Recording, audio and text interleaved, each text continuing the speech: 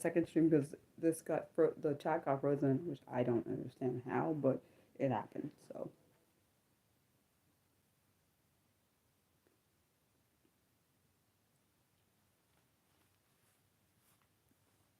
this will just be a part two to the first one. I'll just have to mark them when I edit the title name. So I'll just wait until you guys come in because one of the people on here wanted me to read both my poems that I wrote the day of my birthday. So I'll wait. Hopefully this one works and doesn't like mess up everything. Hello. I'm gonna put a part. This is gonna be part two of this, all based off of the first one will be part one. This one will be part two. When I edit the names. I don't like when my chat does that. See, I had thought it was probably got frozen because I was like, I don't see nothing happening, and I was like, let me go onto my tablet and see what's going on here. But luckily, I have my tablets on to open my laptop and do all that stuff. So we'll see. I wonder where the people that are normally in here besides you, Nick. I wonder where they're at. Well, if we did, I don't know what to say. Yeah, this. I could also read an older poem that I've already written. I've written so many poems. I didn't realize I've written so many poems. I shouldn't say so many. I've written enough poems, more than I thought I wrote.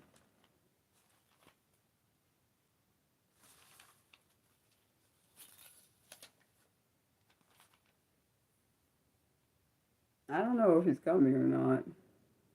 I'll wait a little bit longer, then I will.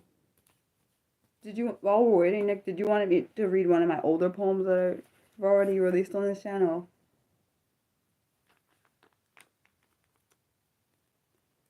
You think? Okay, yeah. If he doesn't come, I will save them for next time, for until I'm ready to post them. So we'll see. Okay, you want to hear one of my older poems? I can read one of my older poems. Okay, I'll give you a couple title names and then you tell me which one you want to hear. So there's one called, let's see, I got so darn many different ones. Okay, let's start. There's one called Warrior. That's one of them. Another poem that's called Embrace. There's one called No Shame. There's one called We Rise. There's one called Being Different. I'm going fast, my bad. I just realized I'm going fast. There's one called Beautiful Chaos. There's one called Blossom. There's one called Hidden in the Shadows. There's one called Misunderstood. These actually, all of those poems that I've listed so far actually are all up on my channel in shorts, but I can reread them. There's one called My Bluntness in Me. Trying to make sure I didn't skip one. And then I have my newer poems. And of course I have poems that are not actually, there are poems also way before the ones I just said. I've just got to find them where they're at because I didn't write them in a particular order. Hold on. There are some other ones too. Let me see if I can find them. They're in this book. I just got to go back. There are some based on my disabilities. I have them on here. There is one called, there's one called Self-Diagnosis. There's another one called Cognitive Disability. Let me see, that's the first. There's one called Kindness. That was actually, I think, my first poem I ever wrote. Oh, you want to hear Warrior? Okay. Hold on, let me go back to it. My bad.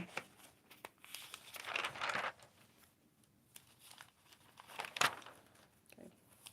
Almost there. Okay. Okay, so this one is Warrior, the one you said you wanted to hear. You are strong. You are brave. You are a warrior. You are tough. You are enough. You are a warrior. You are amazing. You push and push. You never give up. You are a warrior. That's why it's a short, because it's not a long poem. These are called short poems. That's why I titled them that. That's the rest of that's the poem. Even though people are all like, it's too short, Mariah. But it's what my brain thought of when I wrote the poem.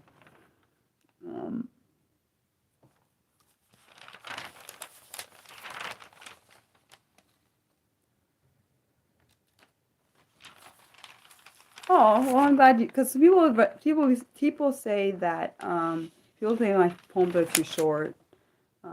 Yeah. Um, any other poems you want to hear, Nick?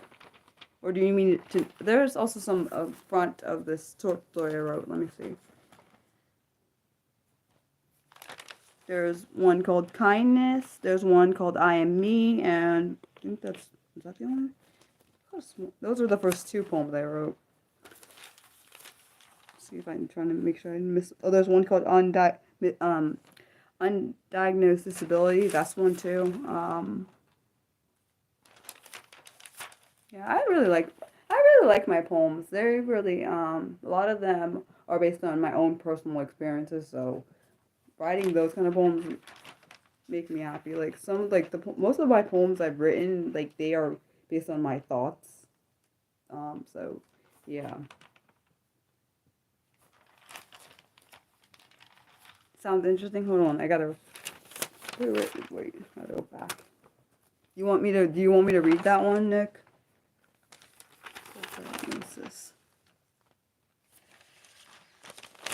I wrote that back in 2022. July of 2022. I wrote this one. Okay, so this is the poem titled Self-Diagnosis. People tell me to get an official diagnosis. I don't know why that's so important. Why that's important. Self-diagnosis suits me just fine. I guess self-diagnosis is not valid in the eyes of some, while self-diagnosis is completely valid in the eyes of others. Self-diagnosis to me simply means that you are confident that you have something, but don't feel that you need an official diagnosis to be certain. For me, self-diagnosis works and is valid. It makes me feel confident after so much uncertainty. Self-diagnosis makes me confidently free to be me. I like the last line of the poem. That's my favorite. That's my favorite line of this actual poem. Um, Self-diagnosis makes me confidently free to be me. Like that, in itself, kind of just tells me why self-diagnosis is very important to most people. But it just like, and also let's be honest, diagnosis in general, diagnosis for disabilities as an adult is very hard to get. Can be very stressful and taxing and very expensive. So, oh yeah, and I forgot. They also this one. Oh yeah, I forgot about this one. This one is a really good one. My one of my former online friends. I don't know what happened to her or them. Um, I wrote this poem called Invisible to Seen. Someone actually did made made art based on my poem. I'd never seen nothing like it. It was the most pretty art I ever saw in my life. Um, oh hi Scobie. It was the most awesome art I've ever seen. I was like kind of shocked and I like started crying when I first saw the art. Let me see if I can find the poem so I can show you the I have the poem, but I mean let me see if I can find the thumbprint of that art um for that actual one.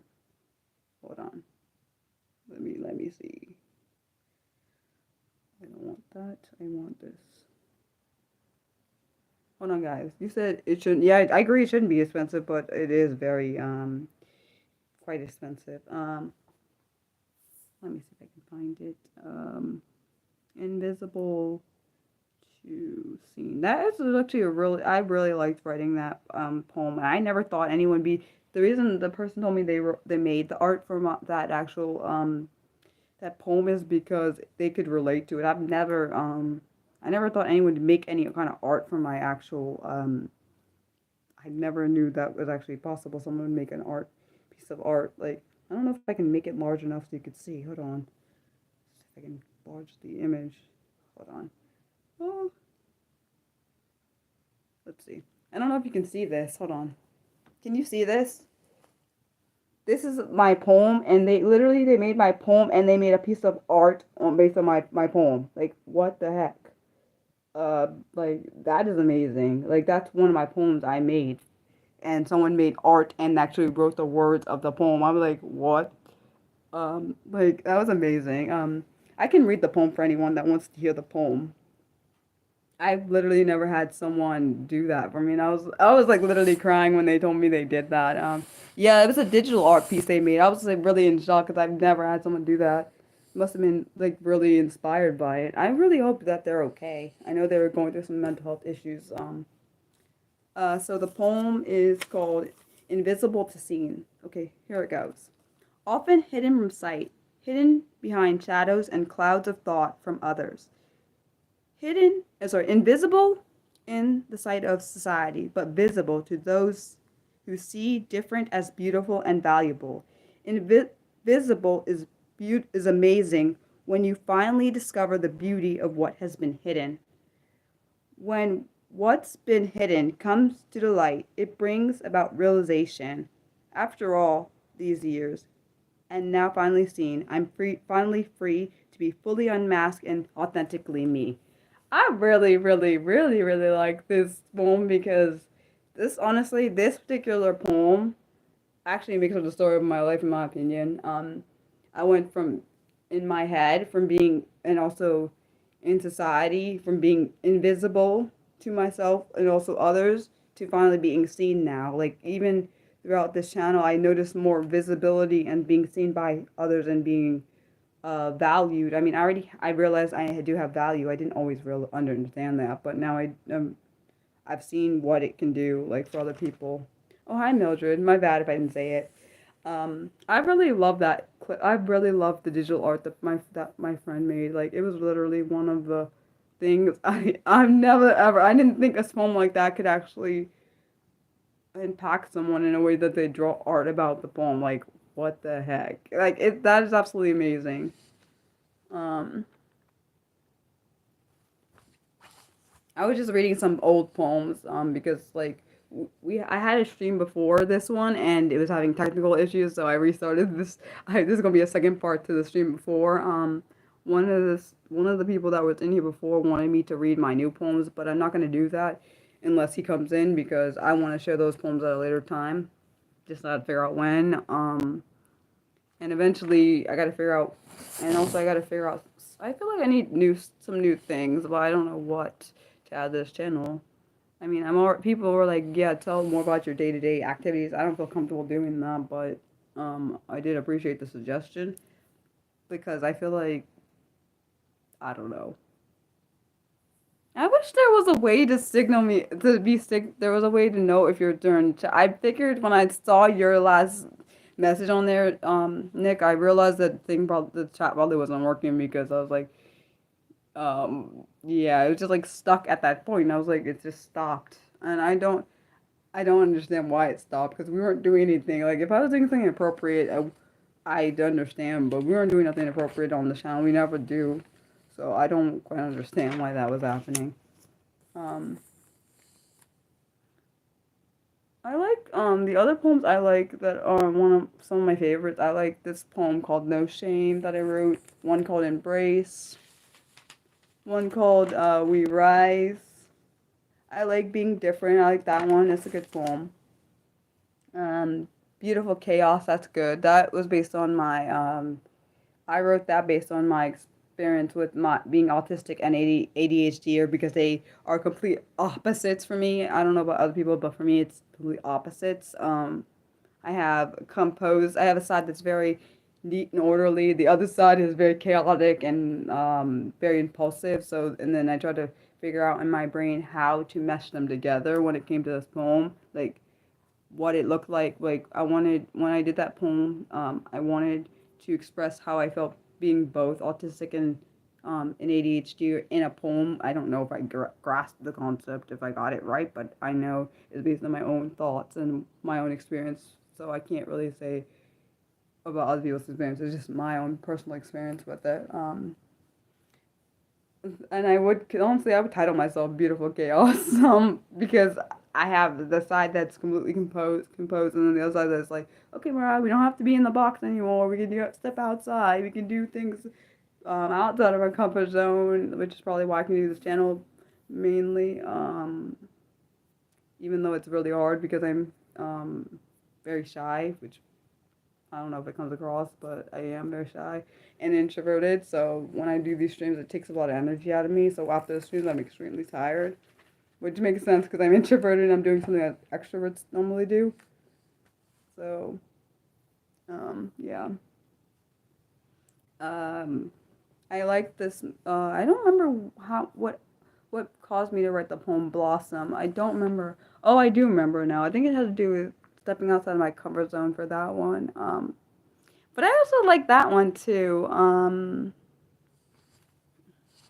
mean, I'm not ashamed of being shy. Like being shy and weird and all the other attributes that make a Mariah, I'm not ashamed of because they make me. But I do wish I wish sometimes that I had more extrovert was more of an extrovert because then I wouldn't be as tired as I am when I'm done streams or anything. So, but I just continue to be me. Can't believe that Valentine's Day is on Friday. Like, I don't know. It's got, I can't believe. I feel like this year is going kind of faster than I um expect it to go. You said sometimes it's nice for me to. Yeah, I do. I do sometimes wish that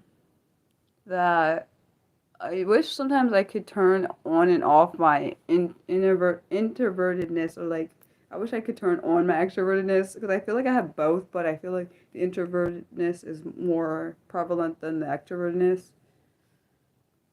But also, I think I do wonder if my introvertedness is probably from my the autistic side, and of course I know people that are autistic can also be extroverts.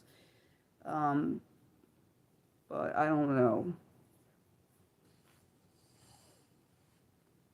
And I'm just looking at my poems. I'm thinking it's amazing how many I've written, and like how they impact people. Like when they tell me, oh yeah, that's like my bluntness in me. I wrote that based on people thinking that I'm rude because I'm autistic and I say things that are very out there, but I really don't. I don't really feel bad for it because it's part of being Mariah, and I wouldn't change that because just because someone is offended, what was it, yesterday or the day before? It was the day before, I think. Someone got mad because I wasn't doing what they wanted and they were being a jerk and I just blocked them and then they were like then they had someone else from this game I was playing. It was based on like it was a game I was playing. This person on the game, I told him I was quitting and he got mad and was being a jerk. And I was like, Mariah, we could respond and say mean things or we could just block him and move on. So I just decided, Mariah, we're not engaging. We're gonna block him because he, in my opinion, he made me think of a troll. How a troll is. Um, the game was called. Dang, my brain's not thinking of what the game's called right now. Hold on. Let me think for a second because I'm trying. My brain is literally not processing what the game is called because like it's funny because once I deleted it, I literally forgot what it's called. Crap. What the heck is the game called? It was some kind of alliance game. It was like King of Avalon, but it wasn't King of Avalon. Bloody crap, what the heck is the game called? My brain is not processing what the game is called. That's so embarrassing. What the heck? Maybe it's in my, hold on, maybe it's in my Google Play Store. Let me see. Maybe it's in my Google Play. I hope so, because I really can't my brain's not grasping the concept right now. What is the game? Let's see. Under games, it's on there.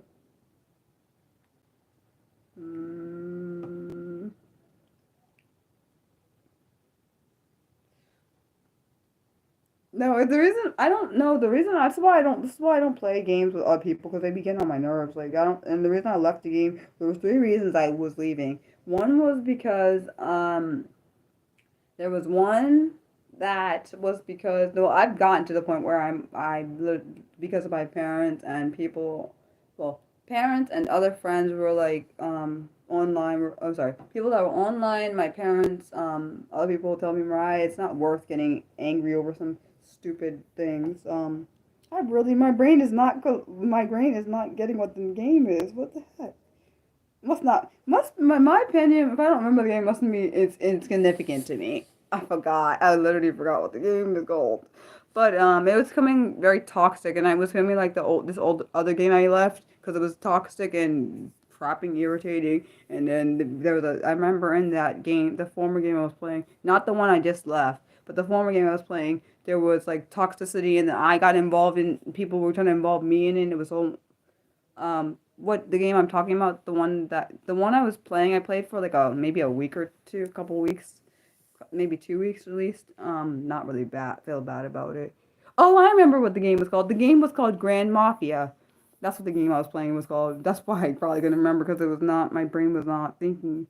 That's what the game, I was playing that for 2 weeks. The other game I was talking about that had toxicity level game was called King of Avalon. That was a really good game. I actually still have some friends from that game, gamer friends. I talk to them on Facebook.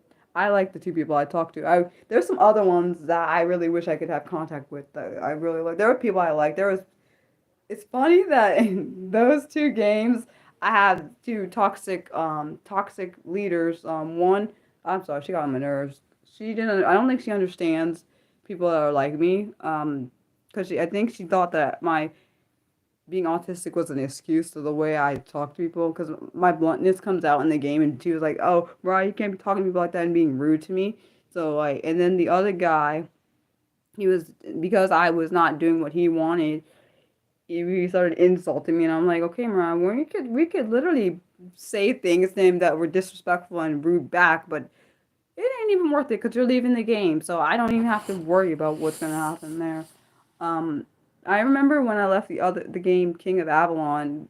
Funny thing is, okay, maybe it's haha funny, but not really. There was someone that left before me, like maybe a couple of months before I did, because he was going through stuff in his life, his actual, real life, not the game stuff. She was like the leader of the alliance I was in was like, well, if other people leave, I'm gonna get upset. And I'm in my brain, I was thinking, I'm leaving. First off, it wasn't even just that I wasn't enjoying it. It was taking up too much time. Like, I could have been devoting this time to this YouTube channel. It was taking up way too much time. I literally like didn't do things with my siblings and others because of that stupid game. And I'm like, I regret that crap. Like, um, yeah, no. One thing I've decided, I'm not gonna let no game, ever get me obsessed to a point where I don't do things in my actual life because of a game. Like, no.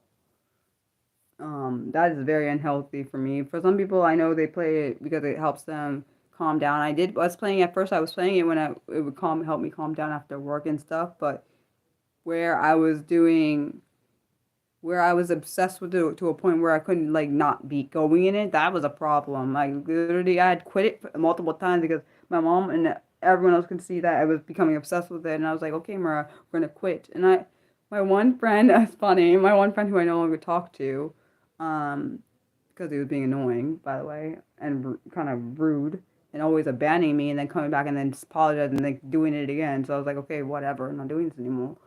um, was like, "Oh, Mariah, you're gonna come back to this game," and I was like, "I'm not coming back." He kept saying it. He's like, "Mariah, you're certainly gonna come back to this game," and I was like, "No, I'm not." And it's been like I think 3 years now, which I'm not apologizing for.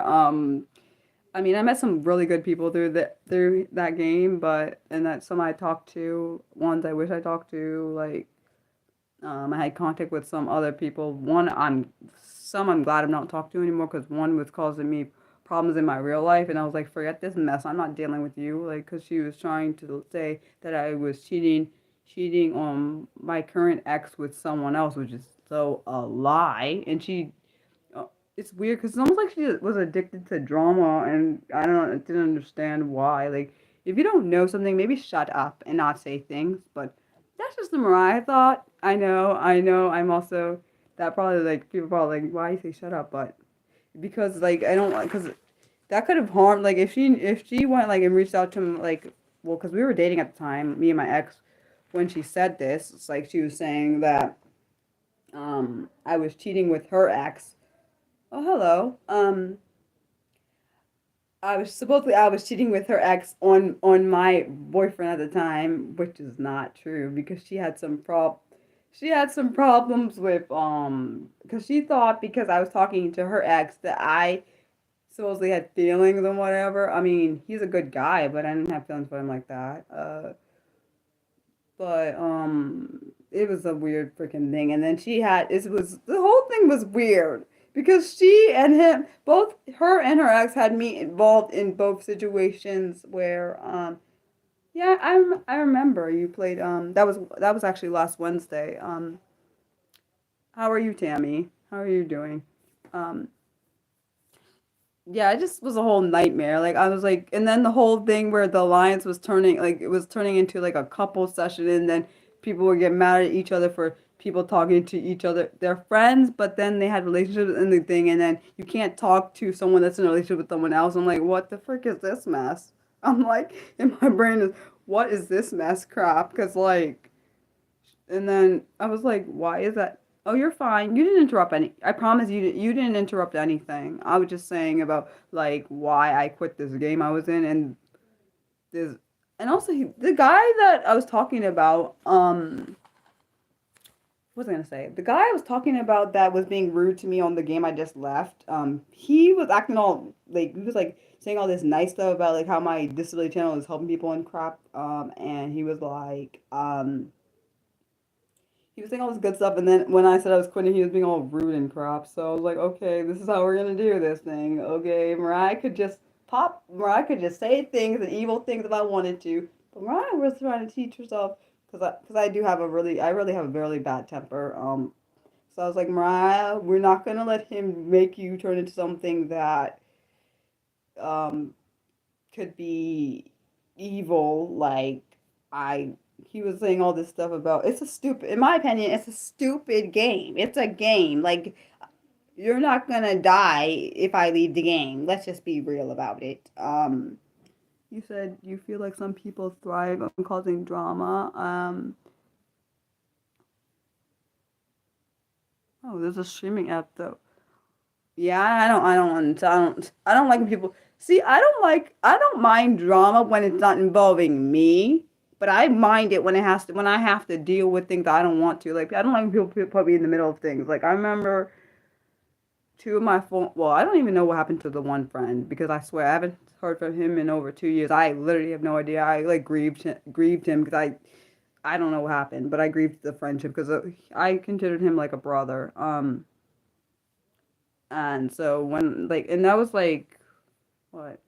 It was hard because like it made me think of when my grandmother died and I grieved her when I grieved her it was really hard to get through. With him it was the same thing.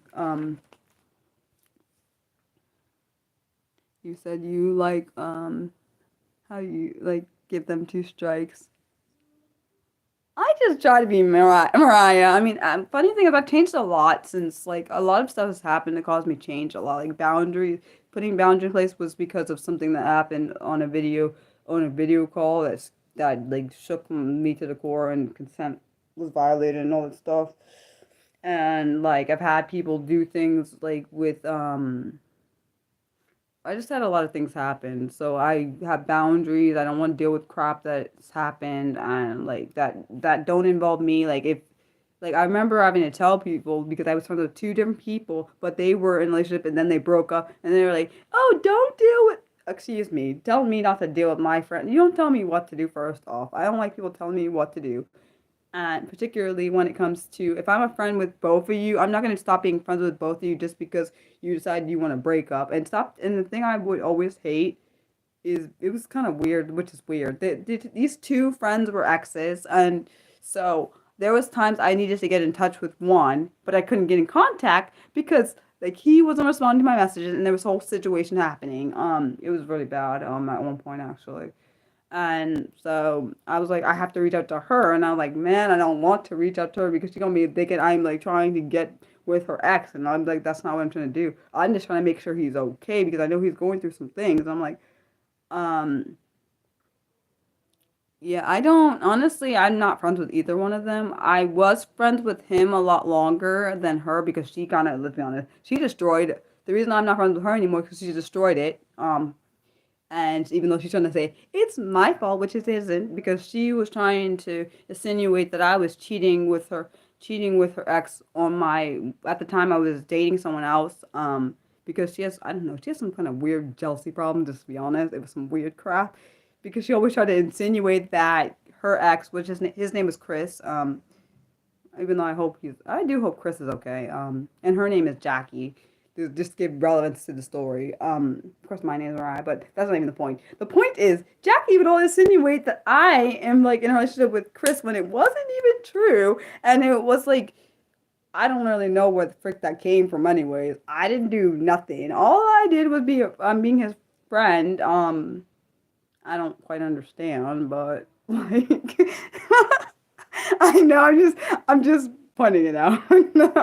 But like so like it was unnecessary drama, and there was a thing where I know he ended up getting married and was like telling me he told me not to tell her, which I never told her, because out of respect for him, because he asked me not to um tell her. This is obviously of course after they broke up, way after, but like I'm thinking, my gosh, why am I involved in this bull crap? Like, it did become very toxic. And then I cut her completely off. I just like blocked her and everything. I ain't dealing with this crap because she like literally almost broke up my relationship, which was disgusting at the time. Like, and I unfortunately, well, fortunately for her, but unfortunately for me, um, my one friend, my gamer friend who I still talk to, I like her. I always liked her since I like started talking, like ever since I talked to her. Her name is Meg. I still talk to her. Um, she is friends with me and her, and I'm not dealing with. I will never ask about Jackie. I'm not asking how Jackie is. I don't care about Jackie. So like I will talk to Meg. She never mentions Jackie. I purposely don't go out. I don't ask. I never ask her how Jackie is or nothing. I ask her about. Sometimes I ask her about other people that used to be in our group. Yeah, but I purposely avoid that subject because I don't want to talk to her about her. Funny thing I will tell you is one of my gamer friends. His name is Ryan. Who I don't talk to anymore, but that's not the point.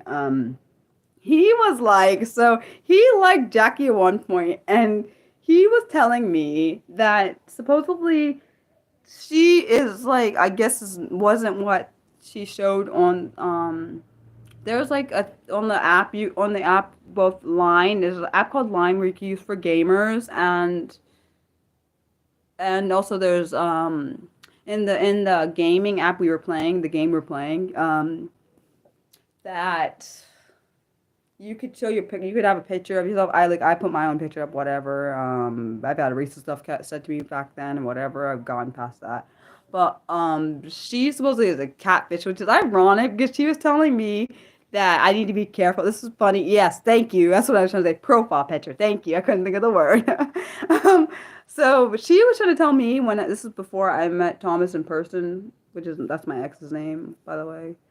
But she was trying to tell me to be careful that Thomas is not a catfish, which is ironic to me because he's not a catfish, of course. But supposedly my friend Ryan was like, "Oh, well, Jackie is not all that she portrays herself to be. She is a catfish. I don't know if she doesn't look like what she said or she's not like her, and the information she's told him is not true." That's actually really creepy, actually, to me. Like, how are you gonna go talk to me about being supposedly with a catfish when you were acting like I don't know what she did, but this is a lot. It was a lot, man. Like I told funny thing is I told Chris and Jackie not to date each other, but did they listen to me? No. And then they try to bring me in the drama. I'm like, why are you doing this to me? Like, why? Like, I don't care about your relationship. Don't talk to me about it. That's not my fault if you broke up. That's literally not my fault. And then I remember Chris used to come to me and like, oh, Mariah, should I choose? This is back when this was so weird. This was the whole situation. He was like, Mariah, should I use Jen or Jackie? And I'm thinking, and then he told me like the whole storyline of each of the things. Yeah, I never Photoshop my photos. It's really creepy to me. I just think it's weird. Because I think people should know who they're actually dealing with, but that's the personal thought. I don't really know. He used to say he asked me. This is back when he had two exes, or technically he liked this girl in real life, but then he had his ex online, which she's from the UK, and his other ex, or well, I don't know if they're exes now or not. He was interested in this girl named Jen. I like Jen. I'm not gonna lie. I did never like Jackie with him. I didn't want them together. I literally liked Jen the first time I ever talked to her. I was like, I like her. I just immediately liked her from the first time. Like I didn't mind them getting together. But when I was like, dude, please don't get involved with Jackie. Like, don't do it. But why don't people listen? People need to listen to me sometimes, even though I'm not perfect. I just knew something. I just knew that it wasn't gonna work out because Jackie was like, oh, he always is not always on. But hello, there's a time difference. Me and like Chris live in the same in the states. We both live in the U.S. She lives in the U.K., so the time difference would always be different. So when he's working, she might be like evening over there. So like you can't expect. I remember he used to tell me he worked like 12-hour shifts. His shifts were long. Like so, like in my opinion, I don't know why they thought that was gonna work. I'm not saying it couldn't, but it would be harder because you have a time difference there. Like you're not in the same time zone. It's like not, especially also I knew that he was going through some things when that was happening. I knew stuff that unfortunately I didn't wish I didn't know, but I found out things because of a situation that happened with where like his girlfriend at the time, which was after he broke up with Jackie, Jen was calling me, and I was like, "What the fuck is going on?" He doesn't normally call me, like, cause on the line app you have a phone thing where you can call the number, and I was like, why is he calling me? He never does, and like she was asking me if I heard from Chris, and I was like, no, I haven't heard from him. Like, what do you mean? Is like missing or something? And then she was like, I can't find him. And I'm like, oh, what's going on? Like, I don't know who he is. And I'm like, I had to call, which I hate having to call, by the way. I don't like talking on the phone, but I was like, Mariah, we're going to go past our freaking point where we are on talk on the phone because someone is worried about, like, I mean, he's my friend, but also someone else is worried. So I'm like, okay, let me try calling. And he was like, and then he like messaged me like, why are you calling me? Why are you calling me? Like, but I only put myself in the middle of that particular situation because I knew something was wrong. Otherwise I didn't try to. Sometimes people would put me in a situation. Like of course I'm not in those situations anymore, thank God. Like I've had enough stress to cause to last me a lifetime. But I do hope he's doing good. I know he got diagnosed with condition and stuff. I'm not gonna say it on here because that's his personal business right there. Like, I already said his name, and he probably, if he watches this stream, he's gonna be like, "What the hell, Mariah?" Even though I haven't heard from him, it'd actually be kind of awesome if he says, "What the hell, Mariah?" Because that means he's alive. Because I do worry he's not alive, which actually freaks me out. But I know we're not still, well, at least on my eyes, we're not friends because he like abandoned me for like 2 whole years, and I'm like, yeah, so I want to be his friend, but that would be if he like shows up and has an effort there, then yeah, I'd be his friend again.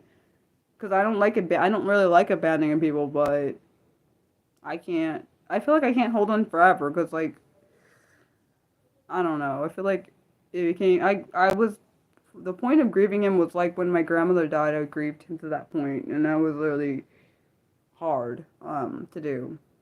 Because I viewed him, he's older than me, like a couple years older than me, and I viewed him as like an older brother. I told him this, and the thing that pissed me off was because like we were having a really good conversation before he like disappeared. And I'm like, but he was going through some stuff when he disappeared, which actually kind of made me nervous. That's why I was more worried when I didn't hear from him.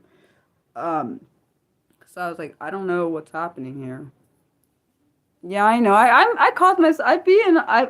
That's because see, that's why I need to stop caring about people, but I can't help it. Like I think that it's dangerous. Yeah, I just worried that some. I hope that he's okay, but there's something I can do if he's not. Like I know he was grieving the last time I talked to him. It was like, um, he was grieving and also was going through something else at the same time. So yeah, he probably gonna be pissed at me if he watches this stream, but oh well, because it involved me, so it's not the same thing. Like the reason I think Jackie like was like kind of like thinking that we were cheating, even though I was cheating with him, even though I wasn't, because we had, I can't really, I don't want to say all the details, but we had like in the game, me and him and his wife had this like weird thing happen, so like this thing that went on for a while, so I think she thought because of that there was like feelings involved. Like someone tried to convince me that there's feelings involved, but then I was like, oh yeah, that's not true. Yeah, I just I I don't know. I don't like that. I feel like I have a lot of toxic people. I've had a lot of toxic people in my life that were not healthy, and I didn't realize that back then when I was in it. There was points where I had to cut Chris off because I was like, yeah, he caused me to have mental health, way worse mental health issues because of that suicide and manipulation thing. He was the one that did that. He was one of the people. The other one was that guy Mason. Yeah, and thank God I got that crap off. I'm sorry. The reason I say that because he was obsessed with. It was kind of creepy. He was a very obsessive. I didn't like it. So that was good. You think it was attention seeking? It honestly could have been attention seeking, but it scared me because what he told me, he had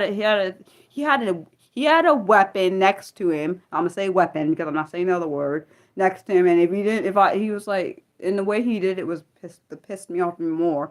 Which is why this is back when I was friends with both him and Jackie. And they were in a relationship, whatever. I said, I can't. I told Jackie because I was not talking to Chris on it because he was being sorry. He was being very manipulative to the point where I was like, Mariah, because I was thinking about harming myself. That's how manipulative it was because he was like, Mariah, if you don't stay friends with me and Jackie, Chris said that to me. He said, if you don't stay friends with me and Jackie, I'm going to harm myself, and it basically kind of making it seem like it was my fault, which. Let's be honest, he already knew that he already knew I had self-harm, suicide attempts, suicidal ideation, all those things, and you put that on somebody telling me, I didn't see it. I don't know if that's for real, but that, like, literally, I was terrified. Like, I was like, Mariah, we gotta stay friends because I cannot have someone kill themselves, and it's supposedly my fault, even though I didn't do anything. I didn't cause, I didn't cause it, even though they're in their head they're saying I did. Like I was like I was like I told her I was like Jackie, I can't talk to Chris right now. Like I need to take a break from him because he's trying to say if I don't stay friends with you and him, he's going to harm himself, like kill himself. He said that to me, and I was like, what is this? For my brain, I was thinking this is really freaking happening. Like there's no way this is happening. Like he was one. Actually, I think he was the first. He was the first one to do that to me. Ever use suicide in that way that was very, I don't even know what to call it. I guess disgusting. It's probably a worse word for that. Then I had someone else do, his name is Mason. See, this is why I don't give people second chances most of the time. This is why. So, the situation was, and this happened, and it pisses me off because the first situation happened on, this particular situation happened on my ex's birthday. We were dating at the time, me and my ex. It was his birthday, which pissed me off only because the situation happened that day. He was like, so he lied to me and said, you said you've been in an awkward situation where you had to. Honestly, if I had known where he was living, I probably would have made a phone call to do that. I probably would have done that. I didn't know where he was living, so there was no way for me to call and say like that someone was gonna try to do that to themselves, like harm themselves. So I probably would have. For Mason, his was worse to me because what he did it was he took a picture of what he was going to do, which scared the hell out of me first off. And the reason I say it scared me because I was sleeping when he took the picture, and I woke up hours later and it was there, and I was like, what the I was like, what the hell, or what the f. I was really freaking panicking because I was like, I messaged him, nothing. I'm like, what the hell's going on? Like, why is this? Why are we doing, like, what did you, like, cause I was worried, like, let's be honest, if anyone sent you a picture like that, you'd be freaking terrified and worried, like, what the hell is going on here? You're not answering me, like, and I know he was intentionally ignoring what the hell I said, because obviously I found out later he was fine, and using that as a ploy to freaking make me do something he wanted, which never happened, because I told him I wasn't doing that. He wanted, like, nudes, which I told him I wasn't sending, and he pretended it was his birthday when I know it wasn't. His birthday is supposedly in June or whatever, his real birthday.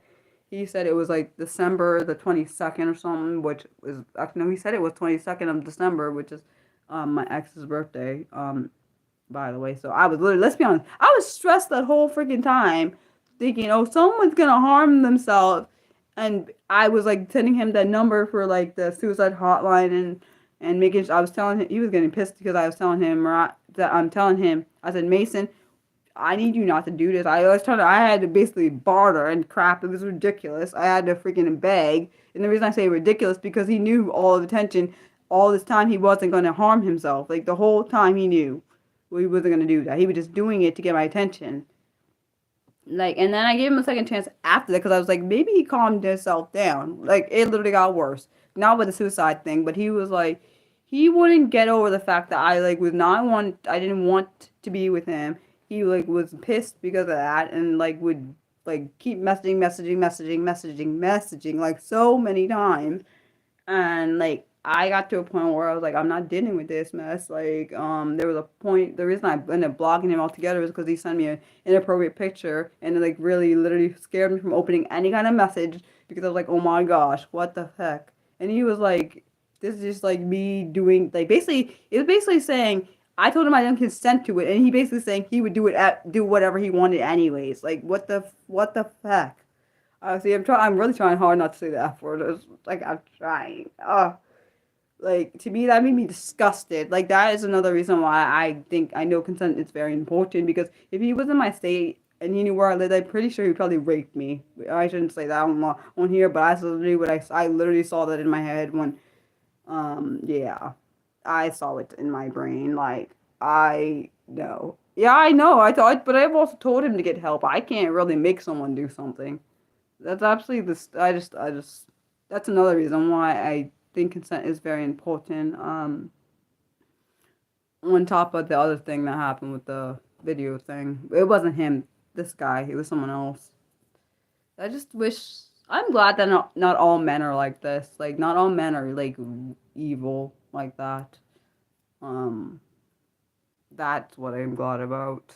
Um.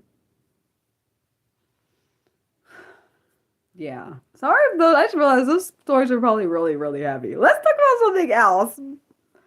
I feel bad because I just realized I probably just trauma dumped on everybody. My bad. I was just thinking about things that made me think about other things. My bad. Um, mm.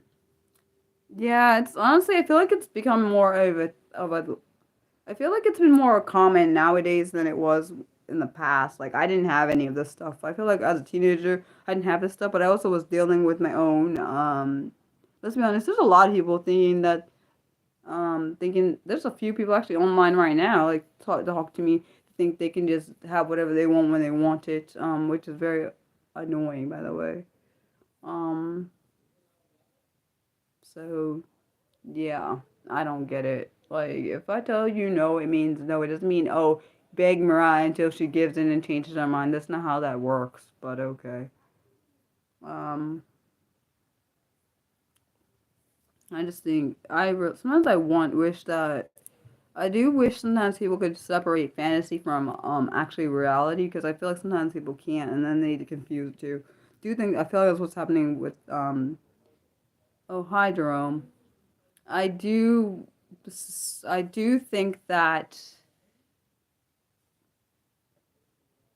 Wait. Yeah, he thought I owed him. I don't owe nobody anything. First off, yeah, he thought I.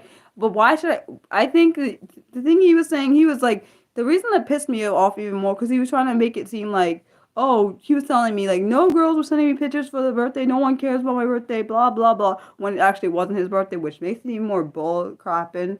Like made me stress for no reason. Made me like think I am causing something which I didn't cause. Like I don't get why people are like that, honestly.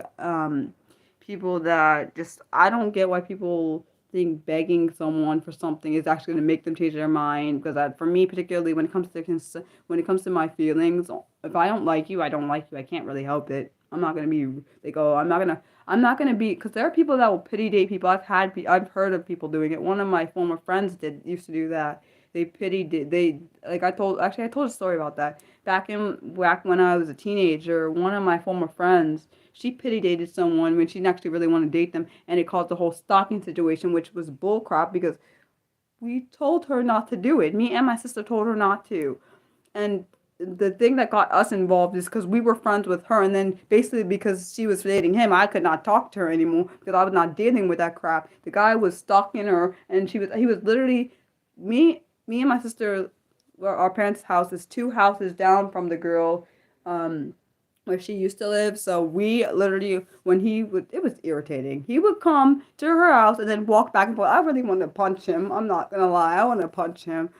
And then it caused a falling out with her brother. I like them still. Her and her brother. But I didn't like him. I feel bad because one of my high school classmates is his brother. I don't know if I want to ever tell him that I thought his brother was creepy. I don't know how to discuss that. I don't know how to discuss that. I don't know. Because I got in contact with not the one that's a stalker. There's another brother. He's my age.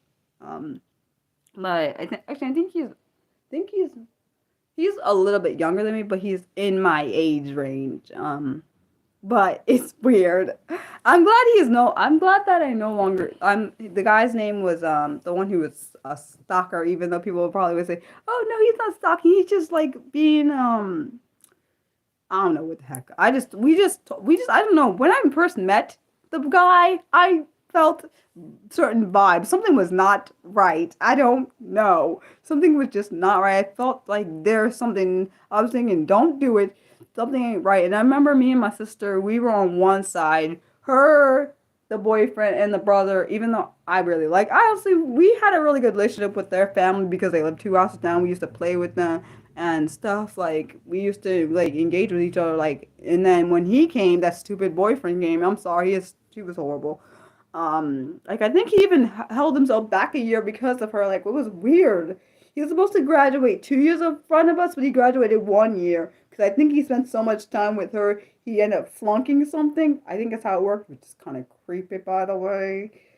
Yeah, I trusted my instinct, and me and my sister were like, yeah, we ain't dealing with this mess. We were like it caused us falling out with them, and like I chased the. I don't know what the freaking. I don't remember. I don't remember what her brother did, but I remember chasing him. I don't remember what happened right that. He must have. I think he said something and it made me mad, and I like started chasing him. I remember that. It's funny because nowadays we still talk off and on. But I just remember that. I don't know why. I literally can see the whole scene in my head. It's weird, but yeah. um, I just think people should just like when people say no, they don't want something. Just respect it is more of what I want to say. Like, or if someone tries, at least maybe some people. I guess maybe some people assume people are like being jealous when they say things, but yeah. Um, like I sometimes don't listen to my insects when I know I should have listened and then I regret it. Like particularly with that one stream we did on here, I knew not to do that, but my brain was like, Raya, it's fine, you can do it anyways, and then I regretted it. So yeah, I get the instincts thing. I love both of you. I do. No, I've never covered parasocial relationships. I've never actually thought about covering that. That's actually a good one to probably cover. Um, that's a great point. I've never ever covered that. Maybe I'll do that. Maybe I'll add that to my thing. Um, I don't know if I've ever, I don't know, have I ever been in one? I don't know. If I have, I really hope. Actually, probably happened in some without realizing it. Back that I said, you said this, said that. Not on my side, not because I wanted to be, but because other people put me in it. I don't like, because I actually, no, actually, I guess I technically am in one, a couple now, unfortunately. I don't like it. I don't like it. Like, it's funny because this one guy online, he's on my Facebook or whatever, he was like, use you as a, I don't want to use you as a case study. That's creepy. Parasocial relationships are not, they're not fun to be in. Like, you see all the time where actresses or actors have that stuff happening and some of them get killed because of it. I don't want that. It's not healthy. Um, I don't like that people. I don't like when people are obsessed with me. It like freaks me out. Like I literally have anxiety attacks. I already have panic attacks. Parasocial relationships are basically when one perceives a relationship where the other one does not. Like, I don't like being on. I don't like that. I like particularly this one guy. There's two people online. There's one guy I muted. I'm not sorry. I muted his thing because it was getting on my nerves. He wasn't listening to me. I said I wasn't interested, and he wasn't listening to me. And then he kept sending pictures and pictures and pictures and pictures and pictures and pictures and pictures. Like I think the more he thought he sent pictures, the more I'm gonna talk back to him. I'm talking to him like, oh wow, it's his own fault though. Because if I tell you no and you just keep literally ignoring me like I didn't say nothing, you get what you get. This other guy, it's weird because the reason we stopped talking for a while, this one guy online, he was saying I was obsessed with him, which was a lie, by the way. Um, he was basically saying, he was saying I was obsessed with him, which is not true. And now it seems like it's the other way around. He's obsessed with me in a way, even though he probably would never claim that. Supposedly has a crush on me. I don't really know why, but he was trying. He like keeps sending me clothes. You know what I hate? First off, you know what I hate when I tell someone to not do like something. For example, say I don't want pictures, and you keep doing it. It's not my fault if I don't answer. Like for example, I told him to stop sending me, showing me clothes options of him wearing stuff. I don't care. I told him to stop. And then he got mad when I said, Mariah's no longer giving her opinion on your clothes options because she told you to stop. And then he's like, why? And I'm thinking, I literally just said why. Because I don't want to give my opinions because I know why you're asking my opinions for. Like, excuse me.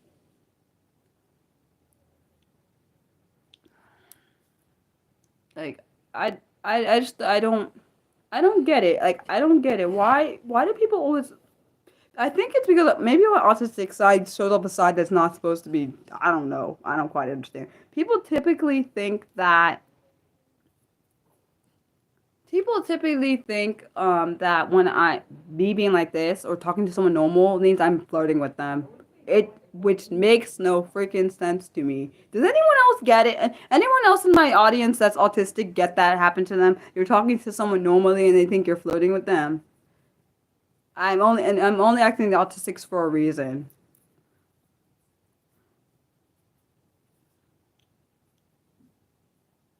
Yeah, I don't even want to talk about. I don't want to talk about. That's even. I don't even want to talk about that word. I know exactly what you're talking about, Jerome. I am not trying to touch that subject. I don't. Ugh. I've seen enough about that on some of the shows I watch. It just makes me really. I don't. Oh, I don't want to talk about that. Oh.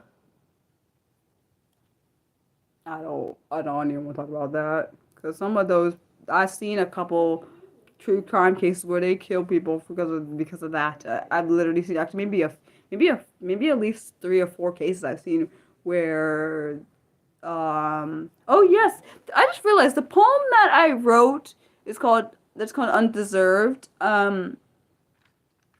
This is the poem that there's a drawing that goes with this poem. This is the poem. Oh, sorry.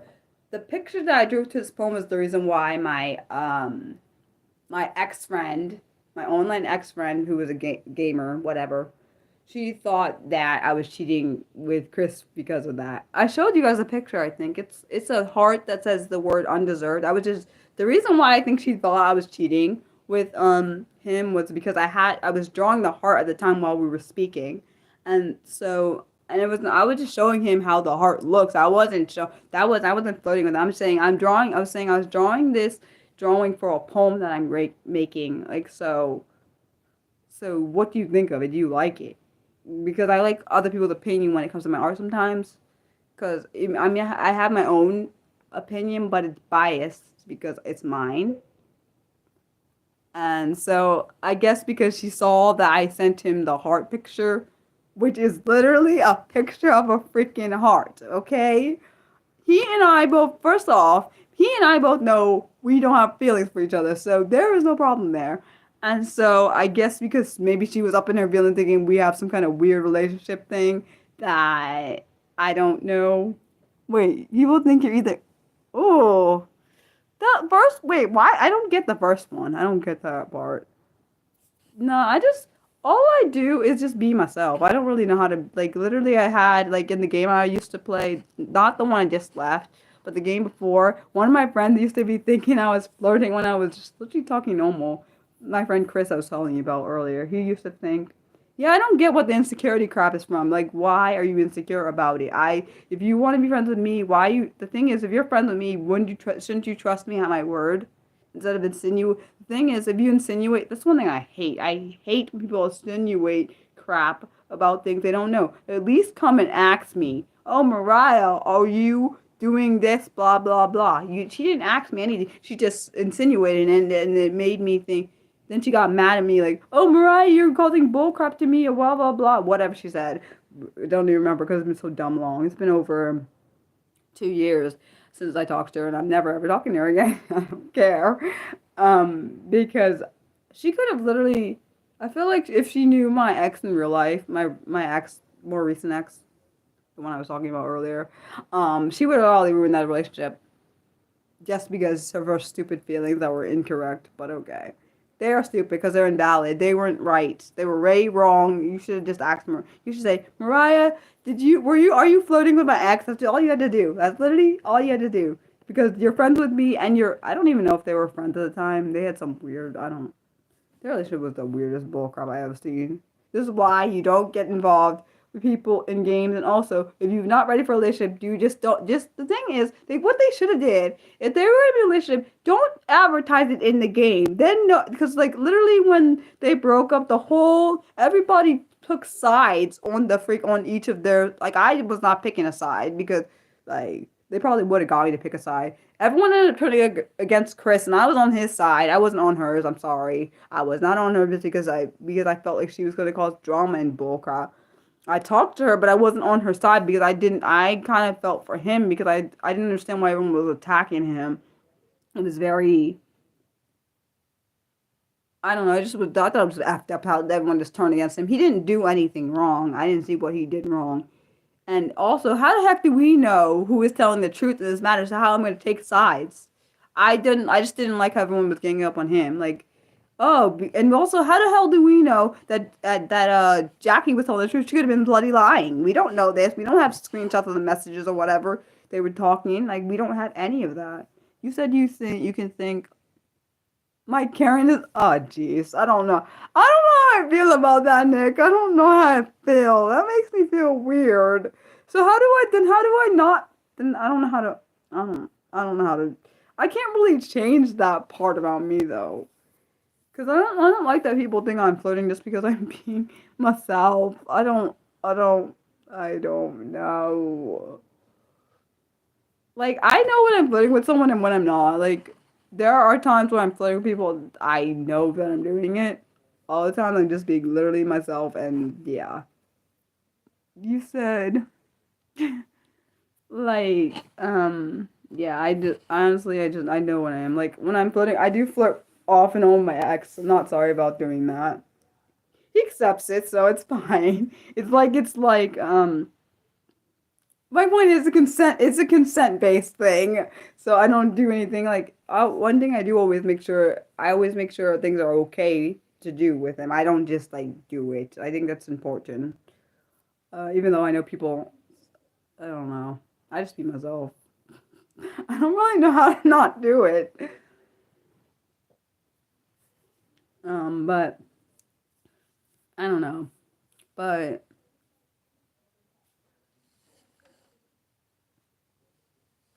I don't know. Do you guys want me to read the poem that um I was talking about? It's called Undeserved.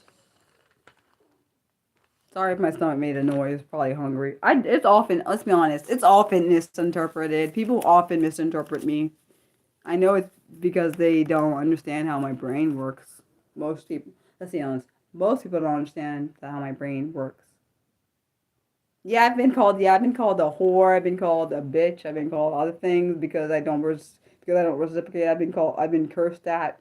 Um, I was called by Mason. I was called a whore. I think I know.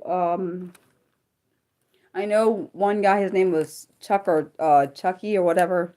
he called me. He like cussed me out because I told him I'm not interested in him because he was single and I was single, and he thought because of that he could just shoot a shot. Nothing wrong with shooting your shot, but if I tell you I'm not interested, just get it's sorry, just get over it and move on. Like, what the heck am I? And the thing is, see, once someone calls me outside of my name, even if you're interested in me, even if I ever became interested in you, I'm not dating you. That's the one thing I've always said. I said, like, even if I was ever interested in either one of them, I would have never I'm never dating someone that calls me outside my dang name. Like, the one thing I will say, out of all the exes that I've dated, Thomas has never, not ever, he's never called me outside of my name. Not ever. And I kinda that in itself like shocked me because I expect people to call me out with my name. I've had it happen, so I'm like, okay. Like, one thing they should understand is, yeah, I do prefer. Well, my ex, the one most recent, yeah, Thomas is the one who's most recent. He understands my directness, and also, yeah, and he definitely understands the act. I always told him, I said, one thing I did make abundantly clear because I want people to know. And he honestly, he's the first ex I ever had where I could be fully myself, and he was okay with it. I've never, ever, ever had that before, because like one of my exes before him was like very emotionally and mentally abusive. Was like get mad when my acid reflux would flare up and cause me to be so sick and stuff, and would be pissed at me when I wouldn't respond and do things like and like I didn't we like I didn't like that. And so when because I dated Thomas like I think a couple months after him, I was like kind of worried that that relationship would be like the same, but it was completely opposite, which is insane. Probably why we can still be friends because of that. Like, because of it tells me someone's heart when they are not when they're just being kind and naturally being themselves, and um honestly, just being a human being, because I feel like the other ones before Thomas were not being human beings. They were just kind of either using me or expecting something out of me that I wasn't going to give. I know one expected things that I didn't want, so that wasn't going to happen. Sorry if I'm not responding to your messages. I see them. My brain is like, tell you personally. See, I've told. Oh, you. Okay, you want me to read the poem? Okay. Okay, so Undeserved. This is the poem. Okay, this is an old poem I already shared on this channel, but I will share it here. So it says, this poem is called Undeserved. Caring to a fault often only sees best intentions and is wrong. Helpful by nature. Helping too little, helping too much. Which one is right? I don't know. Often offending and misunderstood to a point where people get upset or block me. And this does happen. This is a personal poem. Is my help undeserved? Please answer the question. Is it undeserved or not appreciated? Which is it? Take your pick. Feeling undeserved is why I sometimes keep my thoughts and opinions to myself. No one asked you. You can't, sorry. No one asked you can't be thrown in my face. Your help is not needed. Is not said angrily towards me. I would rather my help be undeserved than not appreciated. I don't know what I'm trying to figure out all my poems I wrote. I think the ones I said earlier to Nick when he was in here and no one else was. I didn't wait. I'm glad you thought it was deep. It is that's a personal poem. Like, I do often feel like when I'm trying to help someone, it's unappreciated and it's not appreciated, and supposedly it's not desired, even though that's not the word I use in there. But so I back off, and then sometimes people are like, "Why didn't you say something?" Well, in my opinion, you must not have needed my help because you kind of blew off what I said. So yeah. I like my poems. I actually, for anyone that didn't know, I have a section on here. On this, I know it's under my playlist. So it has short poems. It has short stories and short poems in there, and that's one of them. The two new poems I haven't shared yet. I have to figure out when I'm doing those. Wait, what do you mean? Tell you personally, Jerome? What do you want? What do you need? What? Sorry, what do you mean? Clarify, please.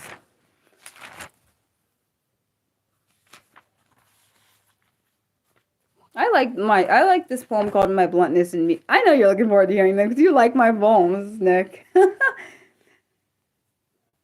I still was thinking about like Wednesday's stream last Wednesday, and I was thinking about like what would people do if I like randomly jumped out and scared them.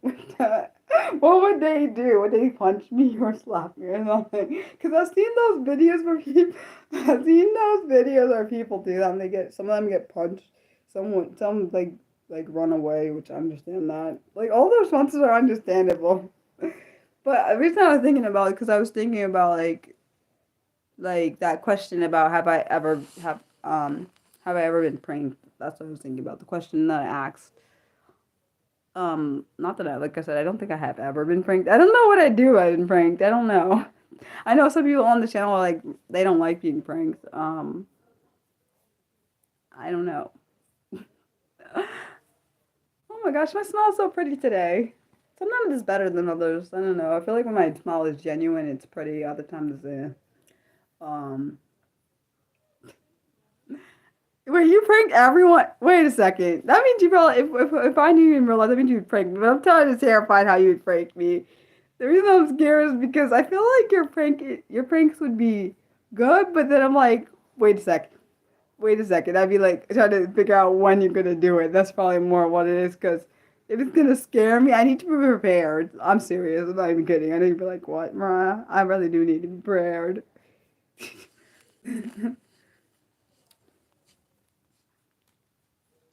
Oh yeah. I really like this stream. I really hope Chill comes in here. I want to see Jason. I want him to come in here. Where's Jimmy? Where's my Jiminy Cricket? Where's he at? He's not been in here. I need him to come back. Um,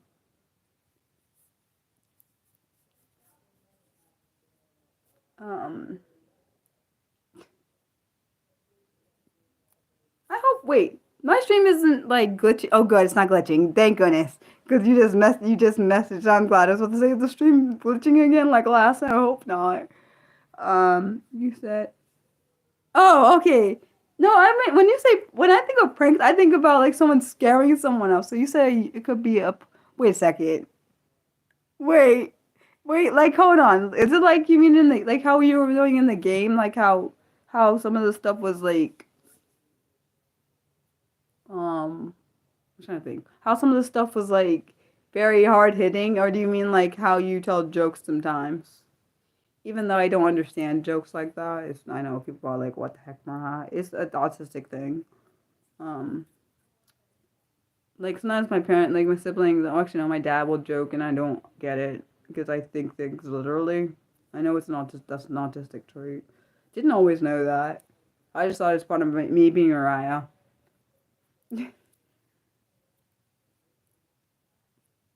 I don't honestly.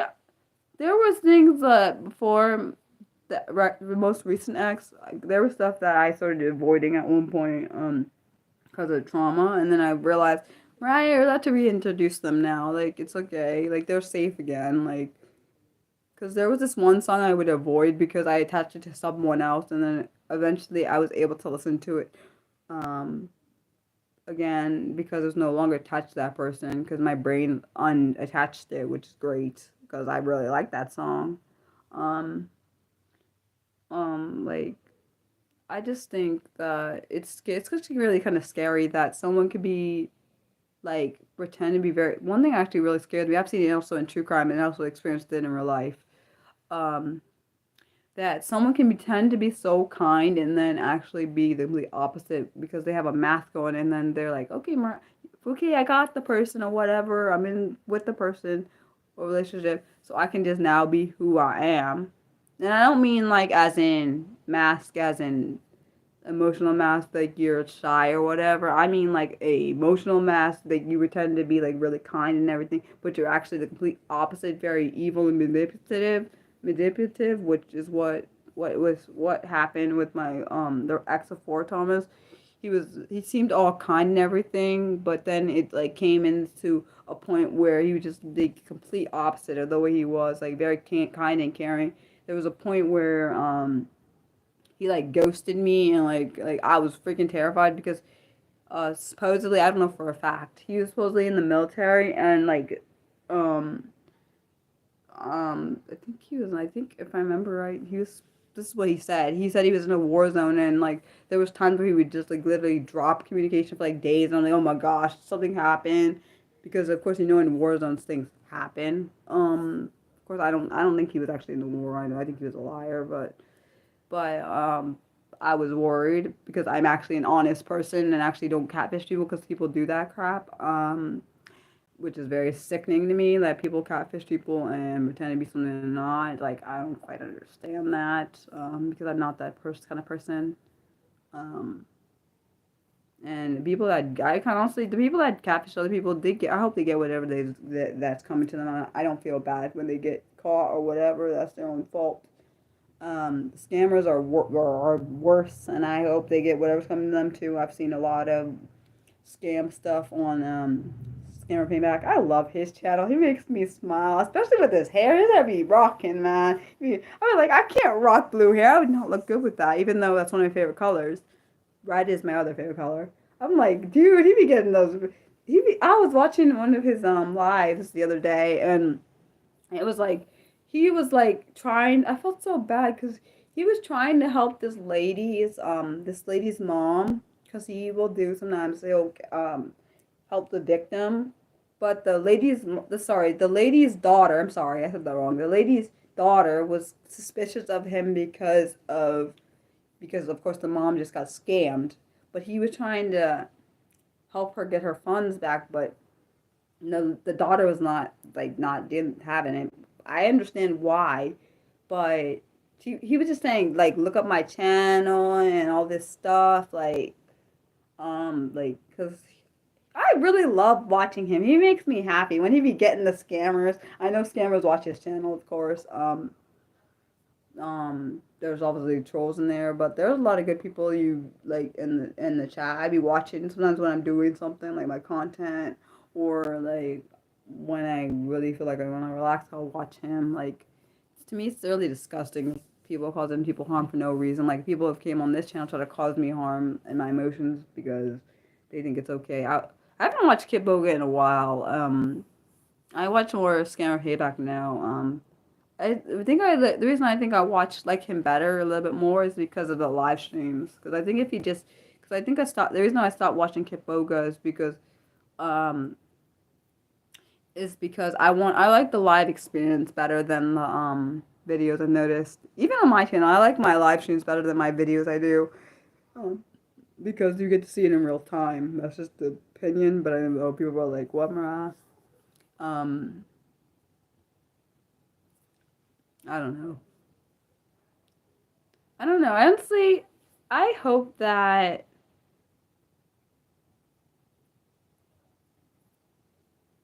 I do hope this channel reaches lots more people because it helps. I know it impacts people. I've literally like I saw on Twitter somewhere where I think it was on some YouTube creator thing where they were like um people don't subscribe and like people's channel, but like has anyone ever said that to you? No, I've never had that happen. Like I said, it's the truth. I've had people tell me they're subscribing and liking the channel. I don't really know what I did to make that happen, but I just know that being myself has helped a lot more, and being authentically me has helped, which is insane because I didn't think most people. I didn't think when I proposed to do a live stream on Monday nights or evenings, I didn't expect anybody to even like want this. Like even the person that proposed that I do this live stream, I don't think they've even ever really been on the live, so I didn't expect it to have as much reach as it has.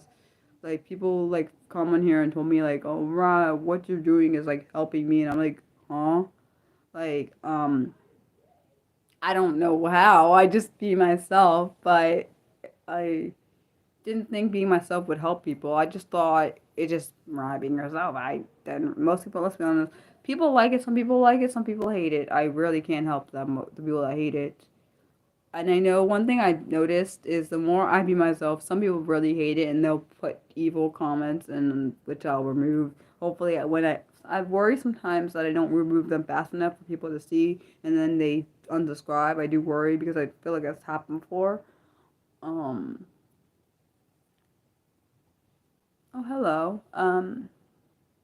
But I just keep being me. I didn't think this community would expand as much as it is. I think, but honestly, but I think by the end of this year, I think we'll be over 1,500 subscribers, which is my goal for this year. Because right now we're closer to 1,300, which is freaking insane to me. And I like these. I think I like the Monday stream so much because I get to be myself and I get to engage with the community, not the same way as when on my Saturday streams where I am reading more, like reading the information off my laptop, which actually, by the way, Nick, because I know you said your brother has ADHD.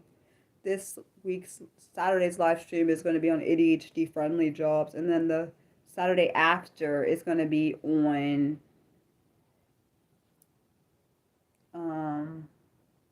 is going to be on autistic friendly jobs. You said, what do you think people unsubscribe because of? Do you think people unsubscribe because of the comments you had nothing? Yeah, I do sometimes, honestly, because particularly only because there are sometimes very hateful comments. And if YouTube doesn't catch it, I try to catch it. I don't really. I feel like it's happened before, which actually scares me because I've had before when I had a mod who I no longer have here. But she would say she actually told me this actually was a really brilliant idea on her part. She's like, Mariah, you know there's under the comment section there's a thing that you can put as strict. So what YouTube will do now, since I put it marked as strict for comments, so when there is an offensive comment, it will go to immediately to my held in review. So if it has any blocked words I have, I will read over it, and if I like what it says, I'll push it through. If I don't, I will just delete it. And I've done that, and I'm not sorry about doing that because some of the stuff is sometimes there are comments that are very judgmental. There are some that are very offensive. Some that don't even need to be on the channel. I've had some people promoting their work on my channel, which is I don't like that. And I put that as one of the block things. I literally try to monitor every comment. Eventually, it'll probably be a point where I can't monitor every comment if it gets to a point where because it's already getting to the point where it's getting shared across the world, which I didn't even ever see it coming. I hoped for it. I even told my dad, I said, I hope that one day this will get shared all over the world. Like, it's been shared, like, different places. We got Germany, South Africa, what was I going to say? Let's be honest.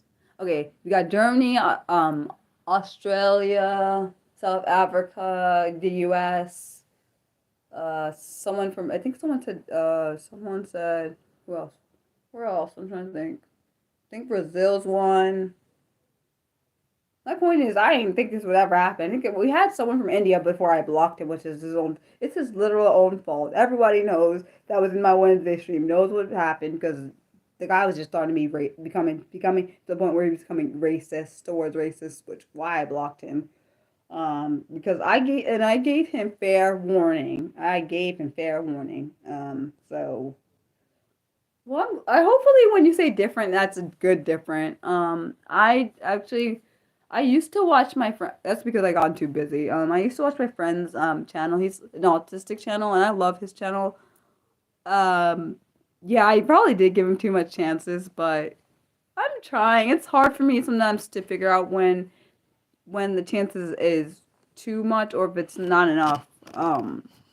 It's really hard. I know it's an autistic thing because I don't want to block someone unnecessarily, but the reason I was trying to give him a chance because I saw he was engaging with the others and I was trying to see maybe he's gonna shut up and stop doing. Okay, maybe not shut up. Well, actually, no, shut up's the right word. Stop doing those stupid comments that were rude. But he didn't, and it got worse. So I was like, forget this mess. I'm not gonna keep doing it because what he was doing was ruining the vibe. Um, that's one of the reasons you didn't like being a moderator. Like for me, like there are particular comments I won't allow. That I don't like on this channel. We had one on here before, the N word. That's not allowed. I will immediately block anyone that does that. And I'm sorry for anyone who saw that one time because I didn't realize that's what they were doing. They were separating the word in order to be racist. I didn't know that's what they were doing because I had never seen someone do that before. And no one has done that in the past. Um, Disrespectful comments towards others. That's happened on the channel, and that was actually how I came into contact with Katie. She was used to be my mod. She had someone say something offensive to her in my comment section. That pissed me off, by the way, because when I saw it, because I know how the person came to my channel. The person came to my channel from anyone that watches Coffee House Crime. It's not Adrian's fault, by the way. Adrian did not. I'm just gonna tell you, that channel is awesome. His channel is awesome. Just by the way, his name is he has a lot of true crime on there. Um, I've had she came on there and disrespected my channel, and I saw what was that. It wasn't even just her. Then she went. The girl who commented on my channel disrespected Katie, and then disrespected me. And then immediately when I saw both of those stuff, I asked her, "Did she want me to block? Do you want me to block her?" And she was like, "Yeah, okay." So that's what I did. Um. Wait, do you want to be a moderator, Rudy? I've never been a moderator. I've had moderators. None of them have been on this channel more recently. I have one, but he's not been on here, but I understand, I guess. He has life stuff happening. But I've had moderators off and on, or people say they want to do the moderator job. Katie actually was really good at it, but then there became where there was a whole lot of trolls, like literally so many, and she couldn't handle them, which is understandable. And then she didn't feel like I gave her enough praise even though I thanked her, she probably just didn't hear it because all this stuff was happening. And um, honestly, she shouldn't have to deal with all that crap. She shouldn't have to deal with all those haters and trolls. That was like a lot in a row, like literally one after one after one. It's not to the point where this channel has like now it's not as many, which is great. Hopefully I need to stay that way. Hopefully, I do worry as the channel grows more and more and more coming, but um, that's why when you see me stop and like look if I'm seeing something, that's because I'm making sure I block the troll before it gets worse. Um, so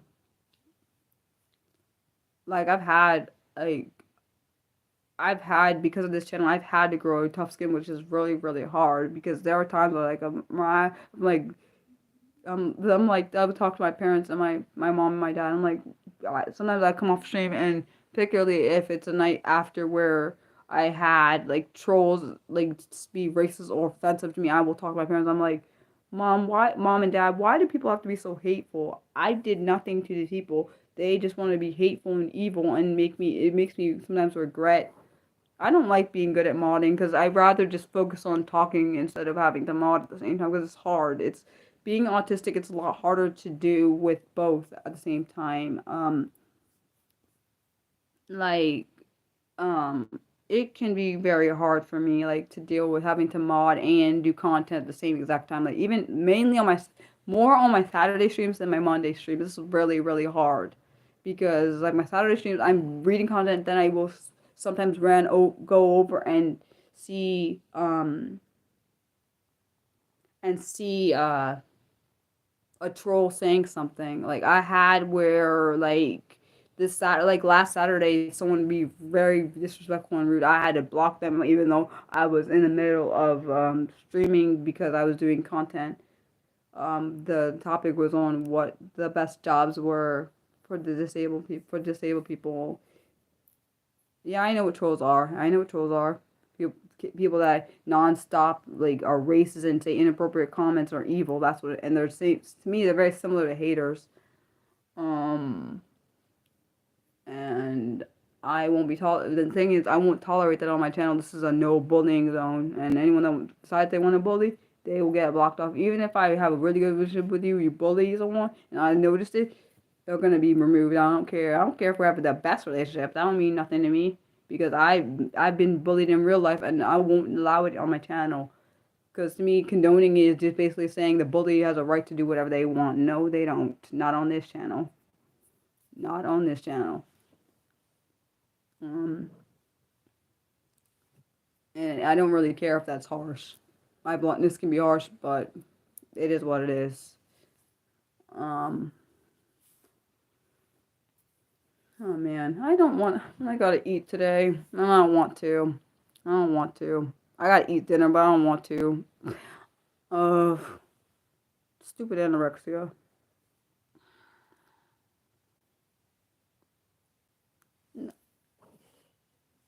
No, I'm saying it is what it is if people get offended by me blocking people. That's why I said that. Yeah, honestly, I wish my energy level be boosted. I feel exhausted, but I know why. I did a lot today. I did my daily videos I do every day. Did my researching. Did my researching. I'm gonna say, oh yeah. Did my researching for a future video. I did stuff for a client. That took a while. Made my eyes tired. I don't think you're a troll, Jerome, but okay. What was I gonna say? What was I gonna say? My brain is thinking. Hold on. Watch some stuff. Today's been a lot. Like because of this client, because I want to finish this. I'm trying to finish at a time because I like having room. If I have to make any changes to anything, I like having time. I don't.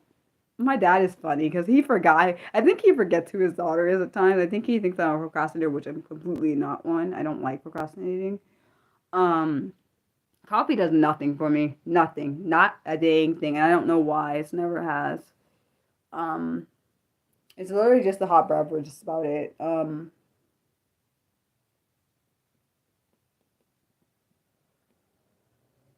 like being a 90s baby. I like being a 92 baby. But I don't like being 33. That's what I don't like. I don't like the odd numbers. If I was 34, I'd be fine. But no, I don't feel it. I don't. I know people are like, right, you can add the three and the three together and it makes six. It really does not, dude. It does not make six.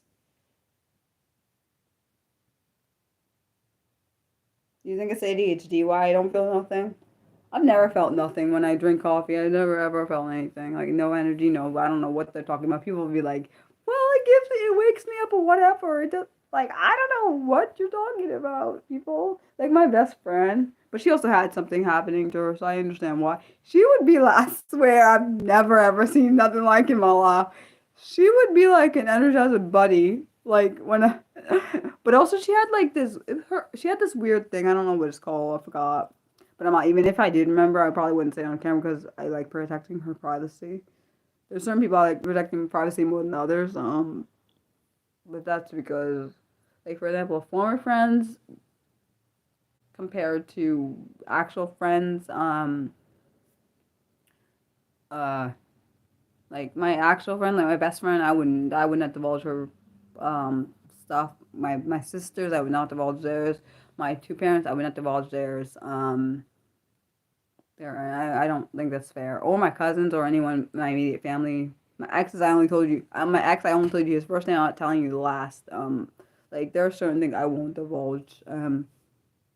Because of their safety reasons. I don't think that's fair. Like, and there's certain about things about myself I probably won't divulge because I like my privacy to a point. Um, yeah. You said often people with ADHD find caffeine either makes them. Oh, really? I did not know that, Rudy. Oh, thank you for telling me. I swear I didn't know. I literally didn't know. Well, because I think if anything, if they wouldn't tell things about themselves, that's different. Because, like, but because I've almost had stalkers. I'm not playing that game. I don't. I almost had stalkers on this.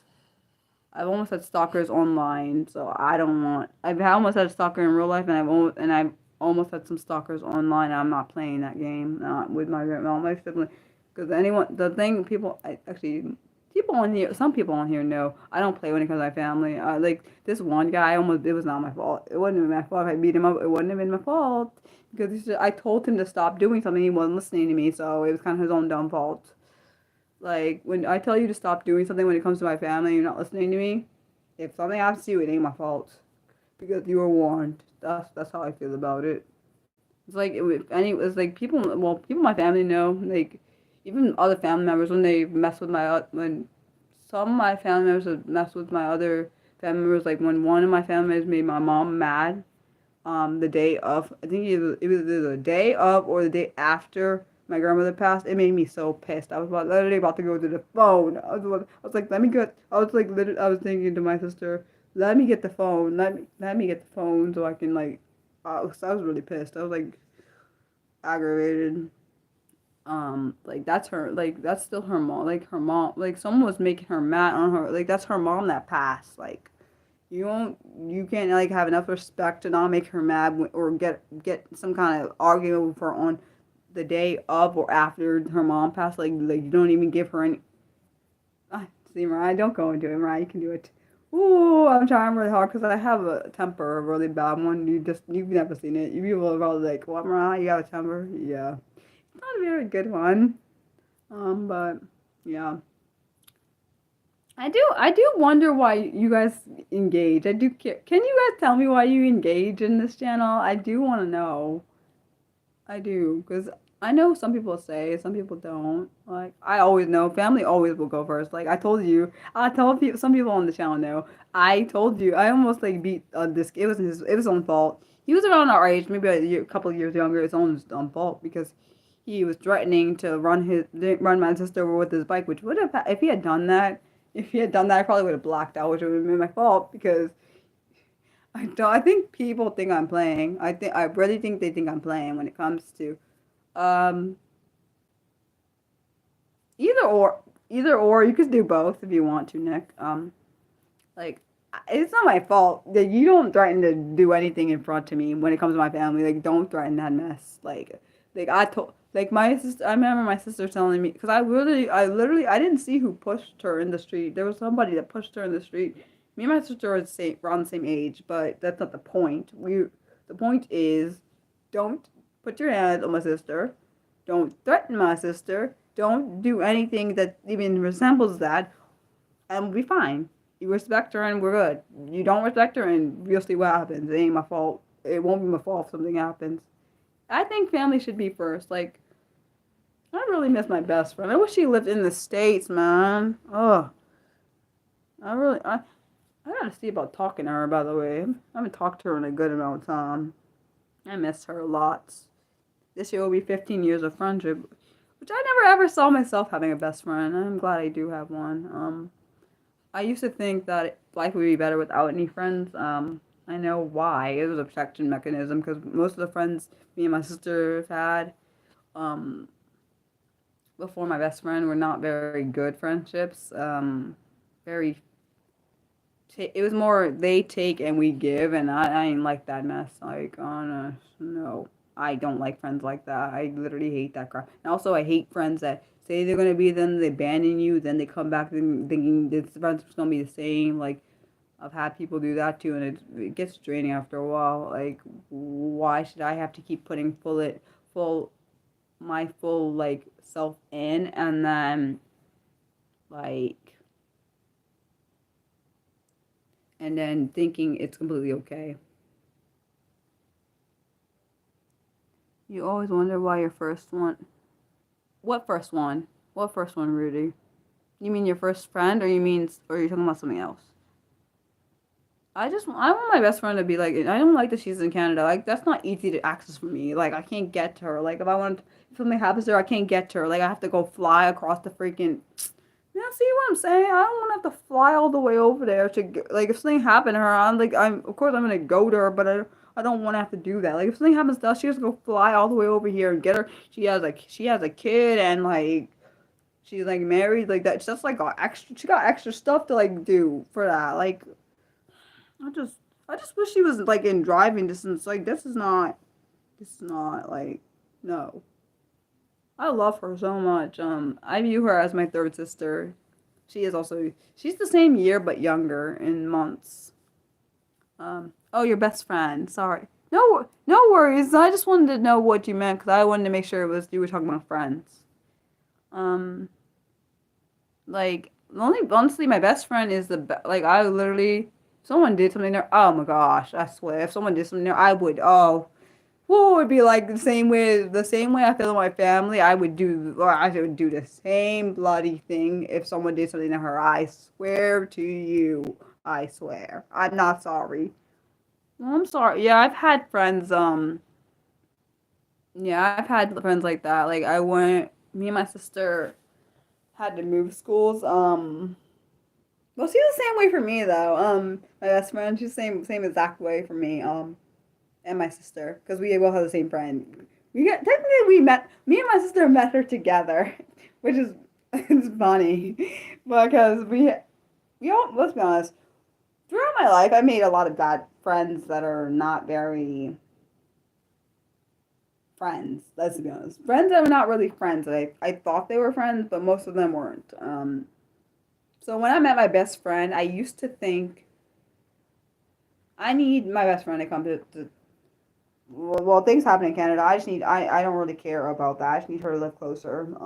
She lives in Canada, and I need her to come back to the States, even though I know she said she's not living here ever again. Oh, which bums me out. But she like I literally, if something happened to her, I think actually I know if something happened to her, I'd be devastated. Because I remember when I thought something happened to her, and I was like literally crying. Like I remember the day when she said she was going to a different school. I literally started crying. I swear, I was like crying all the way across the darn in college when she said she was like leaving and going to a different university. I literally all the way across the campus, I was crying because I was devastated. Like I was like, what do you mean you're leaving? Like you can't do that to me. Even though I didn't say that, but in my brain I was like, just not happening for real. Like it was like a hard. I couldn't, and the reason it's insane that we still have the same friendship, even though like we're of course grown now. Let's be honest. I was 18 when I met her, which is crazy. Like I said, almost 15 years. Uh, like I remember we met her in the dining hall when we were in our freshman year of college, and I'm like, wow, I literally out of all the people, I did not like my best friend at first. I swear to you, I told her, I said I didn't like you because I've never met anyone that's fully themselves from day one. I've never ever out of all the friends I've ever had, they were not fully themselves the first day. They were surface level of self, but fully themselves I've never in my life met. Like I've never. And I was shocked. You said you made a fair. Oh, that's sad. Oh, yeah. I've made a lot of fake friends or people that claim they're my friends, but some of them are using me, or others they were friends and then we just like lost touch. Um, some of the friendships I destroyed. Some of them I just said I'm not doing this anymore. One of my friends that my sister's still friends with, I said I wasn't doing it anymore because every time I would message, well, I used to when I used to talk. When I stopped, okay, before I stopped talking to her, which is years ago, um, she would always say she's too busy to text, and I'm thinking, like, literally, it takes like 5 seconds or whatever. At least tell me you're busy. She would never at least say she was busy. She would always wait a whole good amount of time and then say, oh, Mariah, I'm busy. As if I'm not busy. I got stuff to do too. The reason I reach out is to make sure you're like okay and stuff. Like I don't just. And the thing is, why I didn't think my best friend and me would still be friends, or my sister and me, and well, our best friend would still be friends because she's moved continents, and our friendship had never changed or all the stuff. She moved continents and every different thing. Like she went to different countries and stuff, and we still had contact. And like I never had a friendship like that. Um, like I consider even though she's not my blood sibling, I consider her literally um But the difference is no. But the difference was that for you, Nick, you probably didn't say you would try and change it all the time. And like literally, I would give her a chance over chance. I just got tired of giving the chances. Like I've literally given you like numerous chances, but you keep doing the same thing. I'm not gonna keep this. The one thing where did I see it? It was the thing about insanity. The thing about the definition of insanity is doing the same thing over and over and over again and expecting a different result. And I was gonna keep doing the same thing over and over and over and over again and expecting something else to change because it has not throughout the whole year. The breaking straw for me and that girl's friendship was because like literally you don't even understand, man. There was a few times she did things. There was one where me and my sister and my best friend, and she was also my friend at the time. We all went to New York with so in college we all went to New York with this I forgot what it was, a thing they did offered at our college. You could go to like New York for like $15 or whatever. And so we did that, blah blah blah. That wasn't even the problem. The problem was that. The problem was, okay, there was a point literally. If you're friends with somebody, okay, or at least you could have freaking, this was some bull ass, by the way. So, let's be honest. So there was this point where we went to this restaurant, whatever, blah blah blah. We whatever, whatever. We didn't. Me, my sister, and my best friend. We did not know that there was like I didn't, because we didn't never had been to New York. Let's be honest. We didn't know that they didn't break the bill apart. They charged us extra service and all this stuff, and we were literally scrounging for money. Literally scrounging. We were like freaking terrified because we were having to be like back at the bus like at a certain time, and we were like, oh my god, we're not gonna make it, and we're not gonna make the money. And she was literally, she paid her bill, whatever, because we didn't know that they wouldn't separate the bloody crap. Okay, this is just, let's be honest. I know now. Back then it was freaking terrifying. We were only 18. Let's be honest. We were 18, 19, whatever. Let's be honest. That's our first real experiences with our parents. That crap was terrible. She went and paid her bill. She was there all la di da da. Me, my best friend, my sister were freaking panicking. It showed me, don't ever freaking deal with her with money any again. There was a couple times she's done that. There was another time we were supposed to. It was me, my sister, and her, the former friend, not my best friend, because my best friend had already went to a different college or whatever.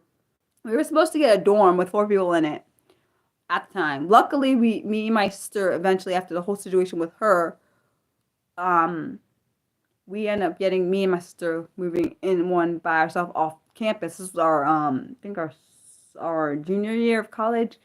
So we were supposed to do a thing where we all three lived together and someone else, whatever. But she all of a sudden backed the hell out and didn't tell me and my sister, and we were like, what the hell is this crap?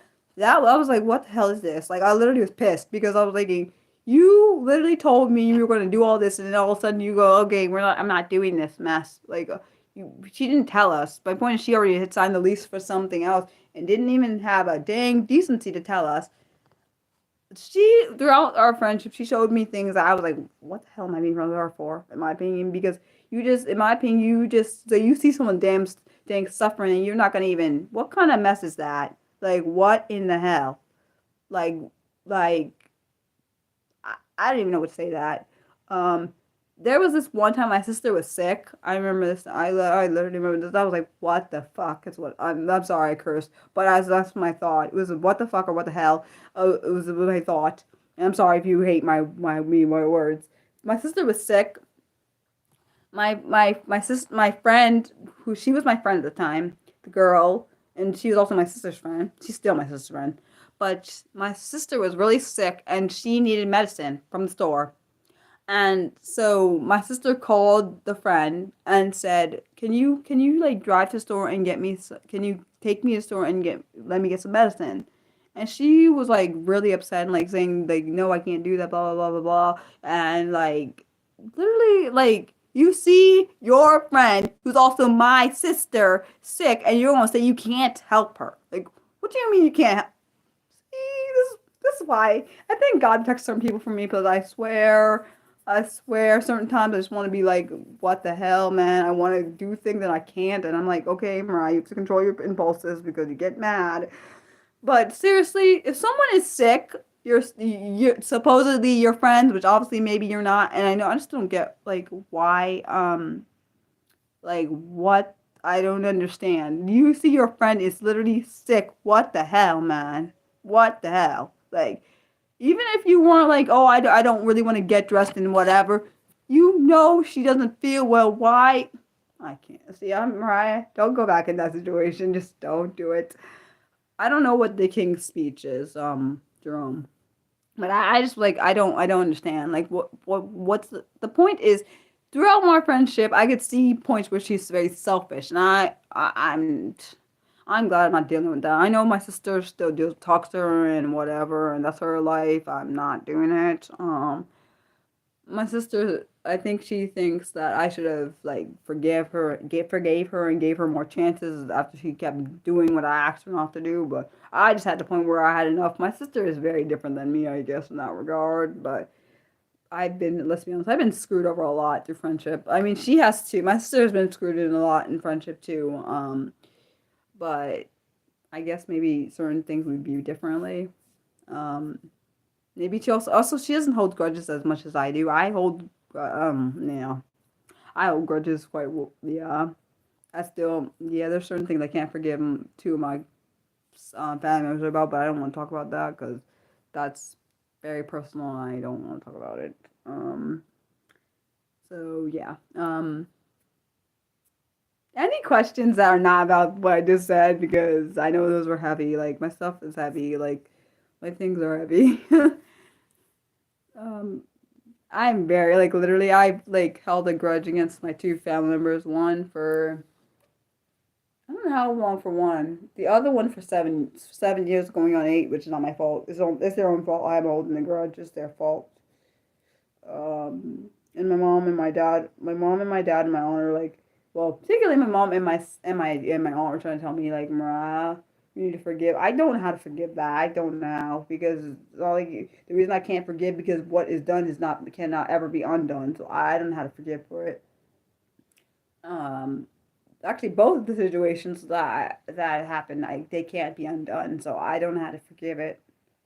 Like I don't feel bad about doing that. Story of a man. I don't know if it's an autistic thing. I don't know if it's an autistic thing why I hold grudges. I don't know. It could be just a Mariah thing. I don't know or personal thing. Like if I forgiving is hard. Like for me, it's really hard. Like particularly when I feel like, particularly I know the two situations involve my grandmother. I don't like what both those family members did. I want to punch both of them. I know I shouldn't say that, but I do. I want to hurt what both of them. Then maybe I'll feel better. And my mom and my dad probably like, Mariah, don't do nothing. I'm not gonna do nothing, but I want to. Like I can't. It's hard for me to forgive because I can't do it. Like if you knew what the situation you would be like, nah, Mariah, I get it. But I won't divulge them because literally I don't want any more hateful stuff being said about it because I already think a lot of hateful stuff about the situation on both of them. It says a story about a man who couldn't speak in a straight line unless he was excited enough. Oh, oh, it's a movie. Oh, okay. I don't know. My brain is like, what, Mariah? I know I probably spoke a lot of yibber yabber ish. Supposedly, I'm a yapper. I don't really think that's offensive, but okay. I think I need to forget. I do need to forgive them because I need to because it's better for myself. But because it has caused a lot of I don't know. I'm not talking to my cousin for a reason for one of the reasons. Yeah, I can't do it, and I won't. I'm not doing it unless God helps me get over it. I don't think I can. And one thing I will say, the two people, one of them probably doesn't even know. Actually, no, both of them don't know that I have this thing, even though I'm not. I mean, have ill to will. I can't talk. I'm sorry. I'm not calling. I can't talk to them. I can't do it. I don't know how. I don't know if I'll ever forgive them. I have to though. I know I need to. The reason I need to forgive is because it releases me, not because of anything else. It's hard for me. That's why I can't do. That's why it's hard for me to do it because there's a reason why it's hard for me to do it. I can't divulge it on here. It just I don't. Oh, sorry guys. I just saw that went down some. My bad. I'm just not divulging it. It's very personal to me, and it will make me cry. And it just makes me mad because it just pisses me off. It involves my grandma, so I won't talk about it. Um, so like it, I can't like, especially since she's passed on. It just makes me even more mad. But I'm talking about the situation makes me mad. Not what was done makes me mad. Both of them, both of the two people that did it, did the two different things, impacted me with my grandmother. One impacted my grandmother and my final moments possibly, and the other one is something else. But it impacted my grandmother, and that makes me view the person or my family members a different way. So I won't. That's all I'm gonna say about it. Um, I don't know how people forgive. I literally don't know because I've been watching those. I've seen those movies or whatever where the lady can forgive the person who killed their child. I'm like, and how do you do that? I don't get it. Like how? Because I mean, because mine is not that bad, at least in the regards to that. In my head, it's really bad, but in the scope, I think it's not. Of course, not everything can be forgiven. I agree, but it does eat. It literally eats away at me all the time because I know, I know why it eats away at me. But let's be honest, it's been eating at me. That particular one has been eating at me for almost 8 years now. But I can't forgive. I know my mom and my dad like Mariah, particularly my mom, but I understand that was her mom. Understand. Um, but it's hard for me. Like I just no because because because it impacted something I can't never get back. That just pisses me off. That just makes me mad. Like every time I think about it, I just get angry again. But yeah,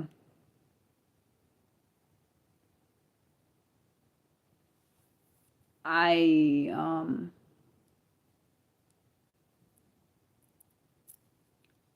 I don't know. Probably people probably would say I'm being petty about not forgiving them, but I'm not being petty in my head. Um, I probably also probably like Mariah. You need to forgive them. I get that I need to forgive them. I'm not ready yet. That's why I'm looking at it. I'm not ready.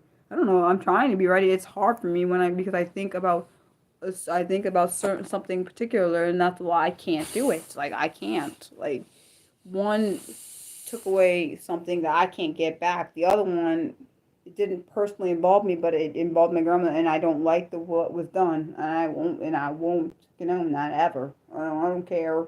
I don't care if somebody came to me and said, Mariah, oh, it's not that big a deal. It's not. Well, it is to me. It is to Mariah. That's what it is. Oh yes, I need to watch that new show Paradise. Paradise. I still haven't watched it yet. And if you watched it, please don't tell me nothing because I literally haven't watched it, and I've been seeing like little snippets of it. I have to watch that. It looks really good.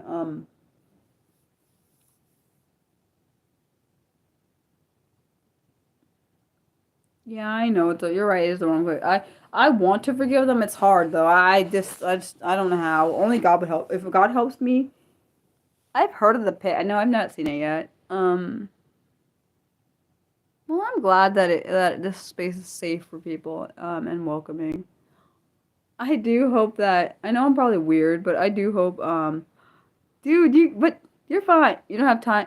You're you're doing fine, Nick. You got until like I think it comes back in August of this year or something. I think about like what I think it comes back in August. Don't quote me on that because I don't think they said for sure if it's coming back in August or if it's like earlier than that. I don't know. So, change you got like several months. Um, I don't know. So this gonna when I do publish this one, it's gonna be part two. The other one's gonna be part one, even though I heard of the pit. But I've never actually. It's not. Excuse me. It's not on. See, if I could watch it on Hulu, I'd watch it, but I don't have Max. I watch my stuff on Hulu. I definitely gotta watch when watching this new show, even though it's not really new. It's called Sisters. It's so ridiculous. It's Sisters with an A. So it's like and also I watched this other new show. It's called Doc. It came out this year. The one I was talking about, Sisters with an A. I can't. I can't say it. You know what I'm saying, guys. I can't say it the way black people say the word cis. I can't do it.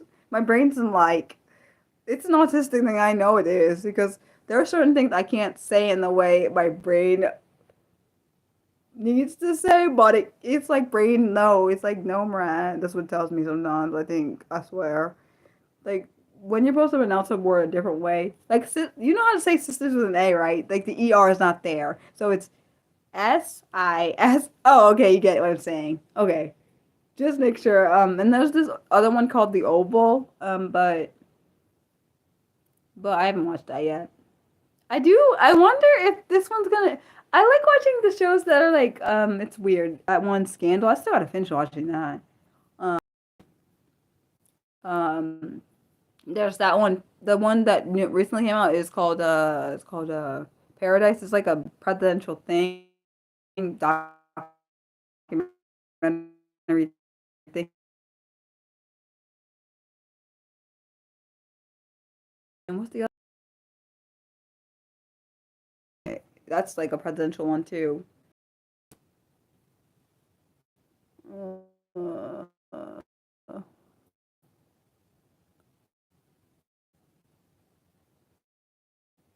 Wait, huh? It goes by hour. Well, the episodes do. So it begins at a day shift, and then, huh? That's interesting. That's actually kind of cool. I like that. You know what it makes me think of? It makes me think of the show, The Resident. That thing was good though. Besides, it didn't do that part where the day and the night. That show was good. I was really bummed when it went off. Like I was so bummed. The last episode came on my birthday. That was bummed. I was bummed. Cliffhangers. Because on the last episode of that show, they keep one of the doctors proposed about it. Also, I think it was really cool because you got to see. I don't know if the real character had the real person had was dyslexic, but I know about medicine. Wait, it's cutting? Gosh, no! Oh no! How come I can't tell that on my side? Come on, thing.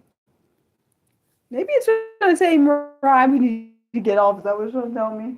Something good.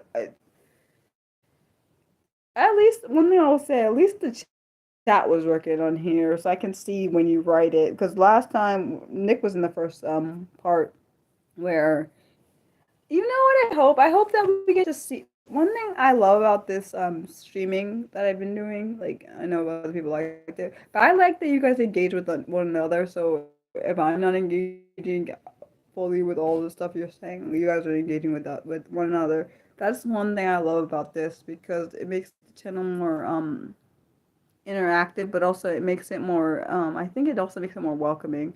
I really need to get some moderators on the channel. I know on last Wednesday, someone was like, Mariah. They didn't say Mariah, but they said like I need to get moderators because there was because I think of that game we were playing. I think people were coming in there and trolling. I was kicking out people that were doing the stuff, but it was kind of hard to do at the same time as reading the questions and stuff, which I know Nick knew, and Mildred, I think you were there, and who else? I think you were there, Rudy. I'm trying to think. There were so many people, different new people and other things. I'm trying to think of who was and wasn't there. Nick was giving me some hard hitting questions, though. I swear. I'm sorry, it's cutting in and out. See, but I read somewhere technical issues means that means you're a streamer. Supposedly, I don't really know. I just know that I mean Mariah. At least I don't have my hair out where I was playing with it last. Like I was doing that last week where I was playing with my hair a lot more. Because I knew it was stem. I was stemming a lot on it because it was accessible. Like when I feel like when my hair is accessible, it's more play. Like it's more stem worthy, I guess. Um. Wait, you don't think so? What? Oh, you weren't there. No worries. You can if you want to watch it, you sure can. Wait, you're far behind? No. Stupid. I don't say it. Because I sometimes wonder if YouTube is messing with my stream so because they want me to not be on here or something. I do wonder that. Or it could be Satan. Because Satan doesn't like me. He likes messing with me. He knows he can get to me. I'm serious. I'm not even kidding. I know people are like, what? I'm serious. I think sometimes I do think he's messing with me because he knows. I know that he likes when because he knows that I get discouraged a lot, and he can do that. And so that's another reason why I try not to engage with the. It skipped way back. What? Maya, don't get mad. Don't. If you do it, don't get mad. I know that's what he wants me to do, so we're not doing that. Any last questions? So I think I'm gonna end this stream because we're at like 2 hours. Oh, 5 seconds behind. It's not that bad. I don't think. At least I don't think so. Does anyone have any more questions? I love my fun streams. Like my Monday streams are fun to me, and my special streams are my special streams that like when we get to certain milestones, which I think we're gonna be at. Let me look where we're at now on the where we're at on the how much closer we are to getting to I never even heard of that. What the heck is stat for nerds? What is that? Like I want to see how far we are how close we are to getting to 1300s. I'm very curious because wait, who is laughing at me?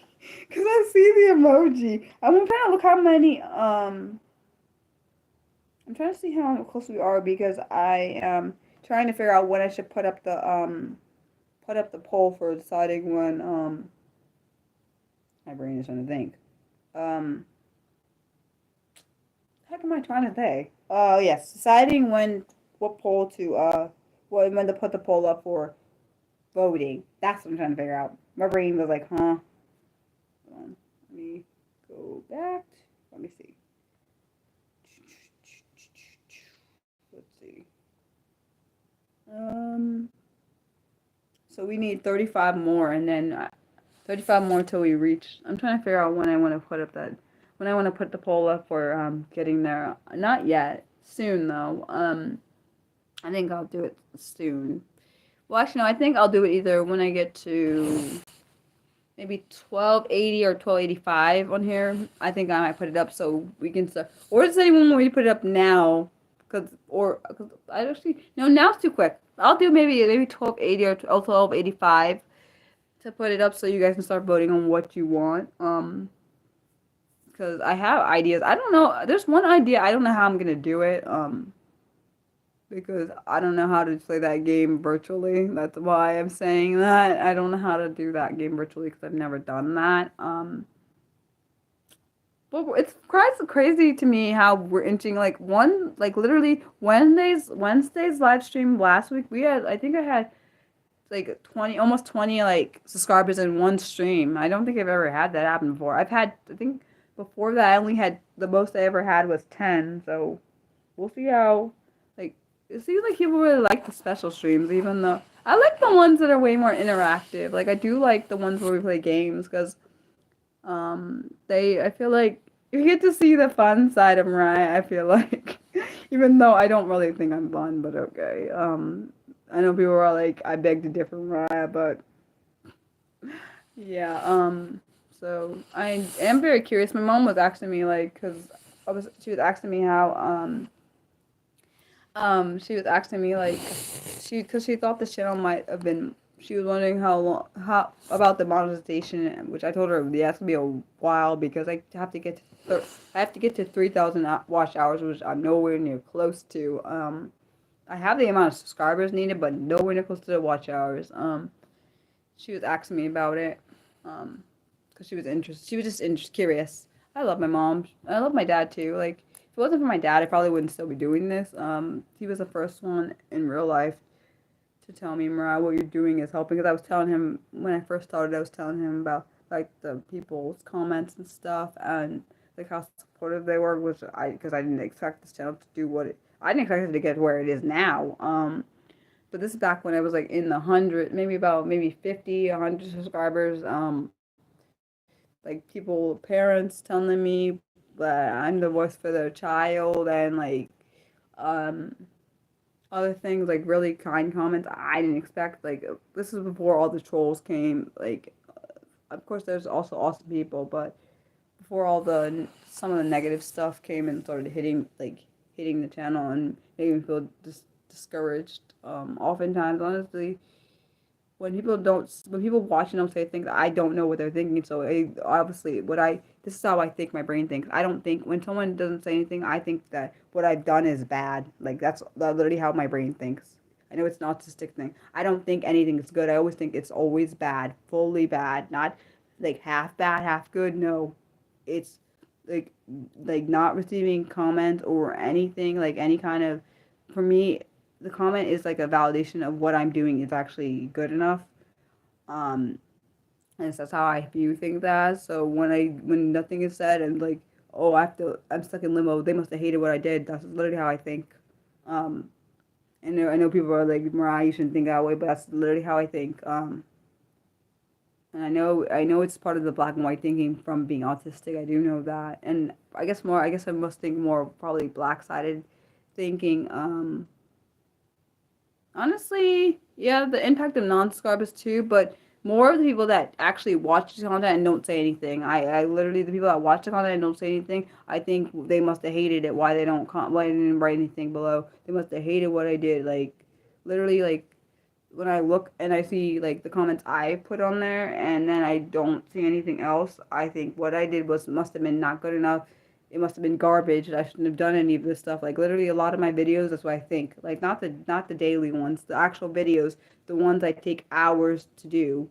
I think like like what I did was not good enough. It didn't help anybody. Like, why did I do it? I wasted my time. I take out, like, I don't think people understand all the content. The content I've done, it takes a while to do. I have to read it. I have to make sure it sounds okay. I've got it. It's like a full-time job, but I don't get paid to do it. I put a lot of heart into it, and when I feel like I don't think anyone understands, because this is my passion. When people like respond to it in a certain way negatively, or see things and don't respond, it's like you're just like basically saying what Mariah is doing is not good enough. You don't deserve to do it. What you've done is garbage. That's how I view it as. Because it's like someone is tearing my heart in half because this is the passion I have. I know you say I shouldn't think that way, but that's exactly how I feel. I feel like what I did is not good enough. I don't deserve to have this channel. Um, the value I put in doesn't mean anything to anybody. It doesn't help anybody. That's literally how I feel. Um,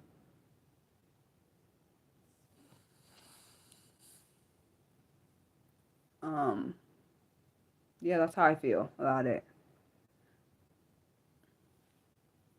And the people that do respond, like, I appreciate all your stuff. I don't think people understand how much I value it. Like each comment, whatever I get that is very kind, and I actually read each one of them. I don't think people know. I think they probably think I'm a robot or whatever, but I literally read each one. Um, of course, eventually I'll probably get to a point where I can't read each one because it will be so much in magnitude as the channel grows. But and I probably won't be able to respond eventually at one point when if it gets too big. Because I think the reason why I think to me taking time and value, to me time and value are tied together for me. So taking people that come on the channel every single time, like um what am I gonna say? Taking time to come on the channel even just for live streaming means a lot to me. Um and I don't expect people to be here. I just honestly, I remember when there was a time where I had nobody. Like I would still stream, but do my content. I had nobody, but one kind word like changed my whole outlook and the way I do things. Like so, I don't think people understand that. Being someone that's gone through a lot of things I've gone through, I think because of that stuff, I value my values towards other people is it can be very harsh.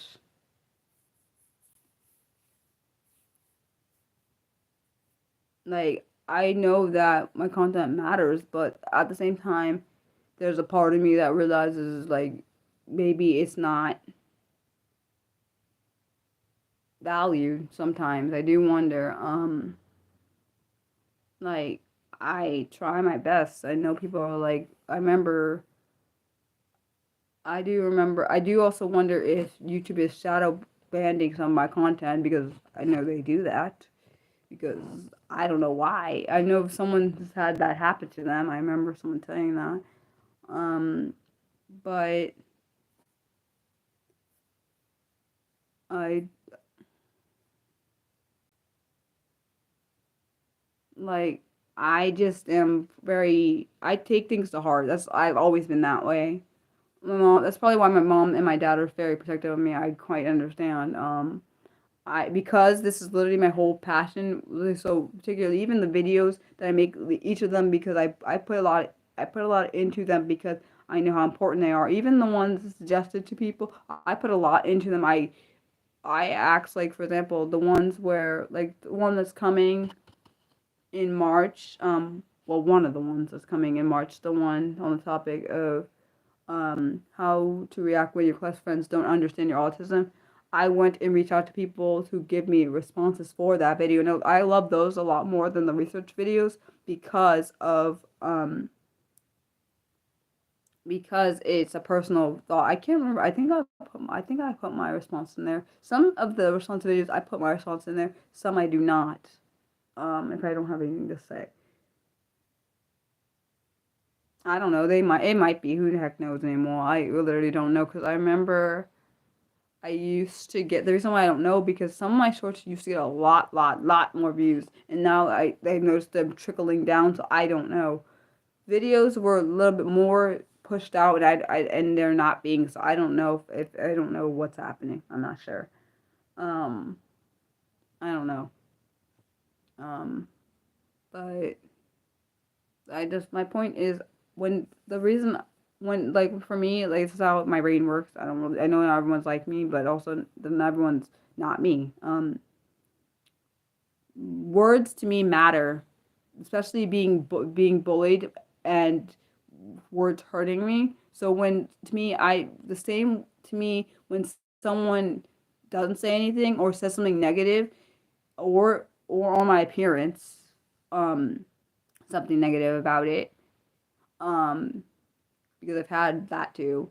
Um, I take it very harshly because of past what has happened to me. There was a lot of harm there, a lot of emotional harm. Words really hurt way more than some people think. And people are like, "Oh, you should get over your bullies and whatever." Yeah, I've gotten over that, but doesn't mean I forgot what's happened. I remember exactly all the stuff that's happened. Um, but the thing is, I take the silence the same way as an attack. That's what I take it as. I take silence the same way as what should I say? I take silence the same way as just letting something happen. I take silence as the same way as saying, "Oh, Mariah." I take it as harm. That's what I take silence as. To me, because I've had people in my past just be silent when bullying was happening, and like with me, I had people just be silent, and that's the same way I feel with the channel. When silence is saying, you're basically saying, it's either it's just a full of negative. Well, I don't see it as positive. I just don't see it that way.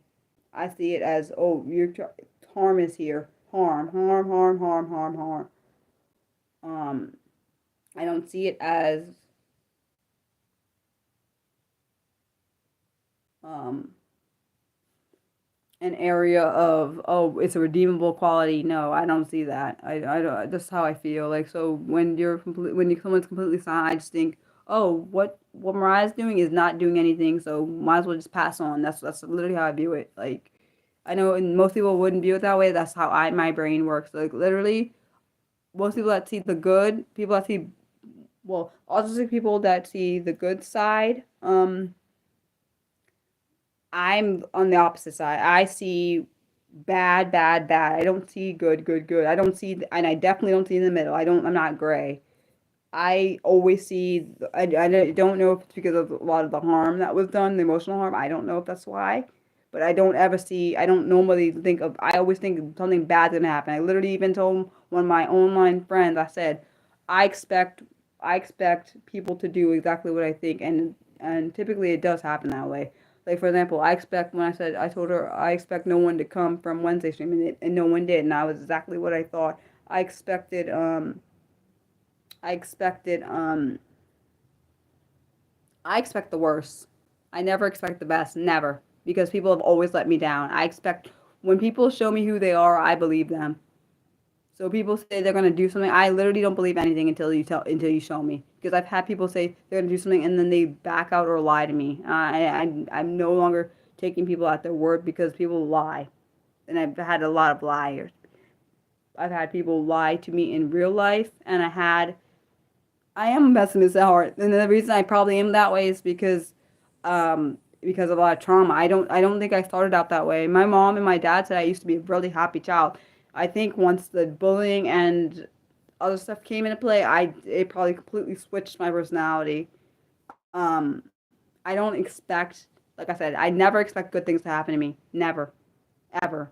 I don't. Like when people do good things, I don't expect it. Like I just like, okay, you did that. I'm actually shocked. Like that's happened. I don't. I literally always expect bad things to happen to me. Always, all the time. And people are like, "What the hell, Mariah?" Probably. Um. Another reason probably, and also I've had a lot of boundaries broken too. So maybe that's another reason why I don't. Another reason I probably don't. Let's be honest. People have harmed so. I think people harm me so much where I don't. I don't think I ever. I don't see good in. I know people can be good. I don't expect good things from people. It literally, I like when people do good things. I'm kind of shocked normally. So, and I don't really feel bad about being. I don't feel bad about being pessimistic. I don't like. What am I supposed to feel bad? Like people wounded me to the point where I became this way. I really don't know how to change it. It's been what 20 something years. Like it's not very simplistic to change. Like because I have to go find whatever the first wound was, and that's 20 plus years back, and I really don't feel like having to go back to there. I know that certain parts of my life I don't remember, and I know why. I know why I don't remember. It has to do with there must be a production thing there because like that area, the only area that I don't remember is from 7 back, and I know why. It's because I don't want that part to be harmed, and I don't want further damage to it. So, because to be honest, from 8 on, for most, like, let's be honest, 8 plus 20, 25-ish years, I've had a lot of harm there, like emotional harm I've had. Oh, hello, Jill. But my point is, I never expect good things to happen. So when people do good things, like, surprise me, then I'm like, what? This is actually real. Um, um,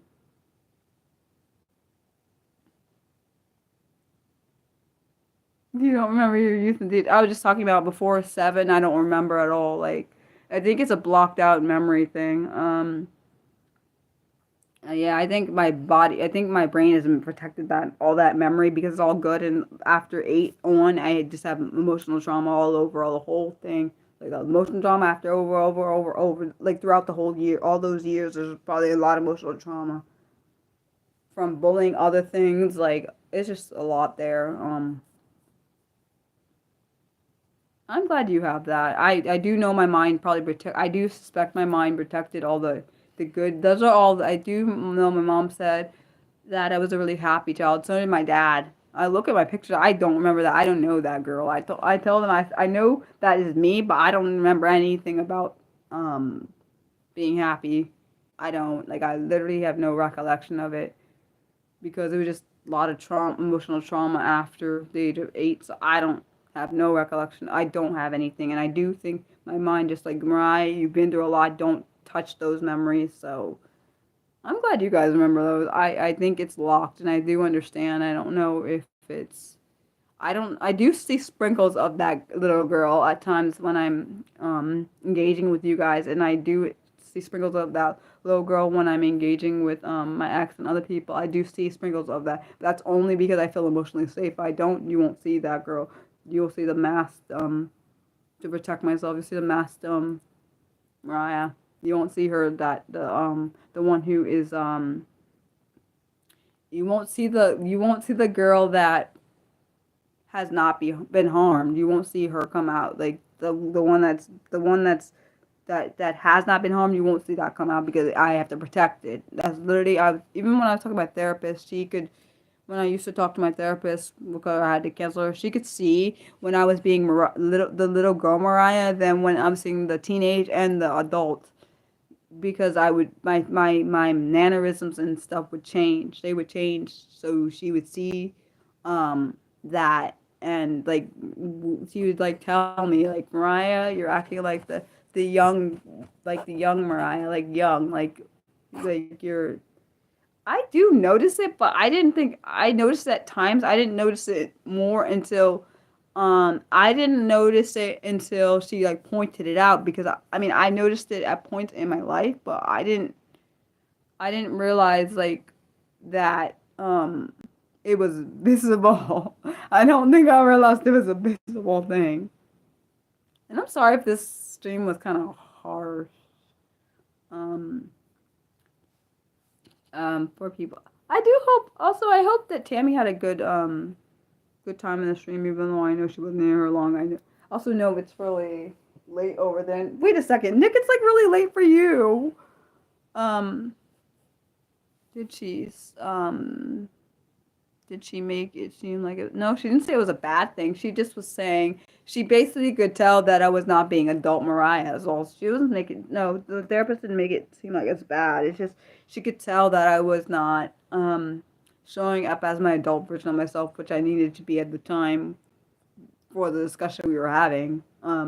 She could see, basically she could see the harmed little girls, which kind of scares me that someone could see my harmed my sorry, the girl who was not sorry, the girl who was harmed emotionally. Like I didn't know anyone could see that. Like um I knew I lived from there a lot of my life. Like throughout my whole life I've lived in the damaged teen and damaged young Mariah, a lot of it, because those parts were never fully restored to be healthy, and so I didn't really know how to, let's be honest, I didn't know how to engage in. I do wonder how I'd be if I had had therapy when I first started being emotionally harmed.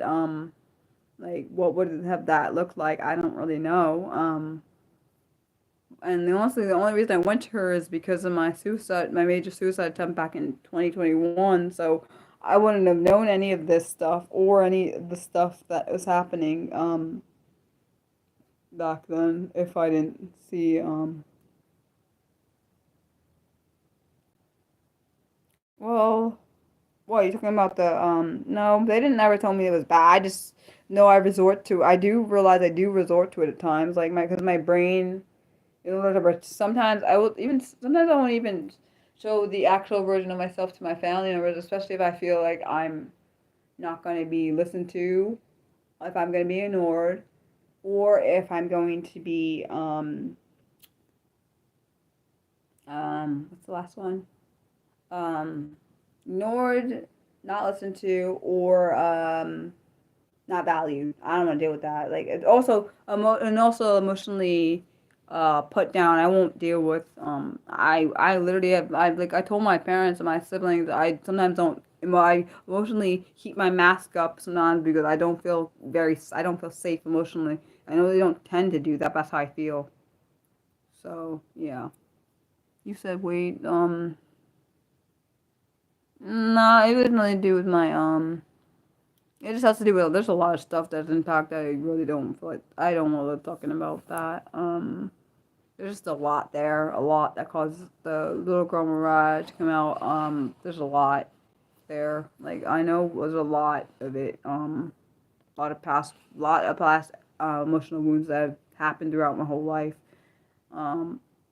Up until even in adulthood, some, but not as impactful as when I was yeah, this is exactly how I feel. Like my anxiety, when I'm extremely anxious, I literally feel extremely tired. My anxiety is, let's be honest, my anxiety makes me tired. Like it's the opposite way for me. When I'm extremely anxious, I'm extremely tired. Like I literally will do that. I need to heal from my past so I can be like an actual healthy Mariah. That's what I need to do because I don't want to, whoever I like am with in the future, I don't want to, because whatever I do can, I don't want, this one thing I literally told my ex, I said, if we ever, I need to make sure I'm healthy before, like, not even just physically healthy, I need to be emotionally and mentally healthy, like, if we ever get back together, if that happens. I need to be emotionally, because I don't want, because I know the trauma that I have can be put on him, and that's not fair. Like, that's not fair to anybody to put that kind of trauma on, put that kind of trauma on them. Yeah, I think that's fair to me, and I mean, I think most people should do that. At least the emotional trauma. I don't know about I can't say about the physical, but I um I'm trying. I'm not that good. I have a lot of faults, and I do feel like I know I didn't feel good enough. This is a personal thought. It was not. It wasn't his fault. That I didn't feel good enough. He didn't ever make me feel like that. My ex. But I didn't feel good enough to the point where I felt like I was letting him down, even though he never said that. That's how I felt about myself, but that's because I take a lot of things more. Um, I take a lot of things personally. I know it's a lot of personal things.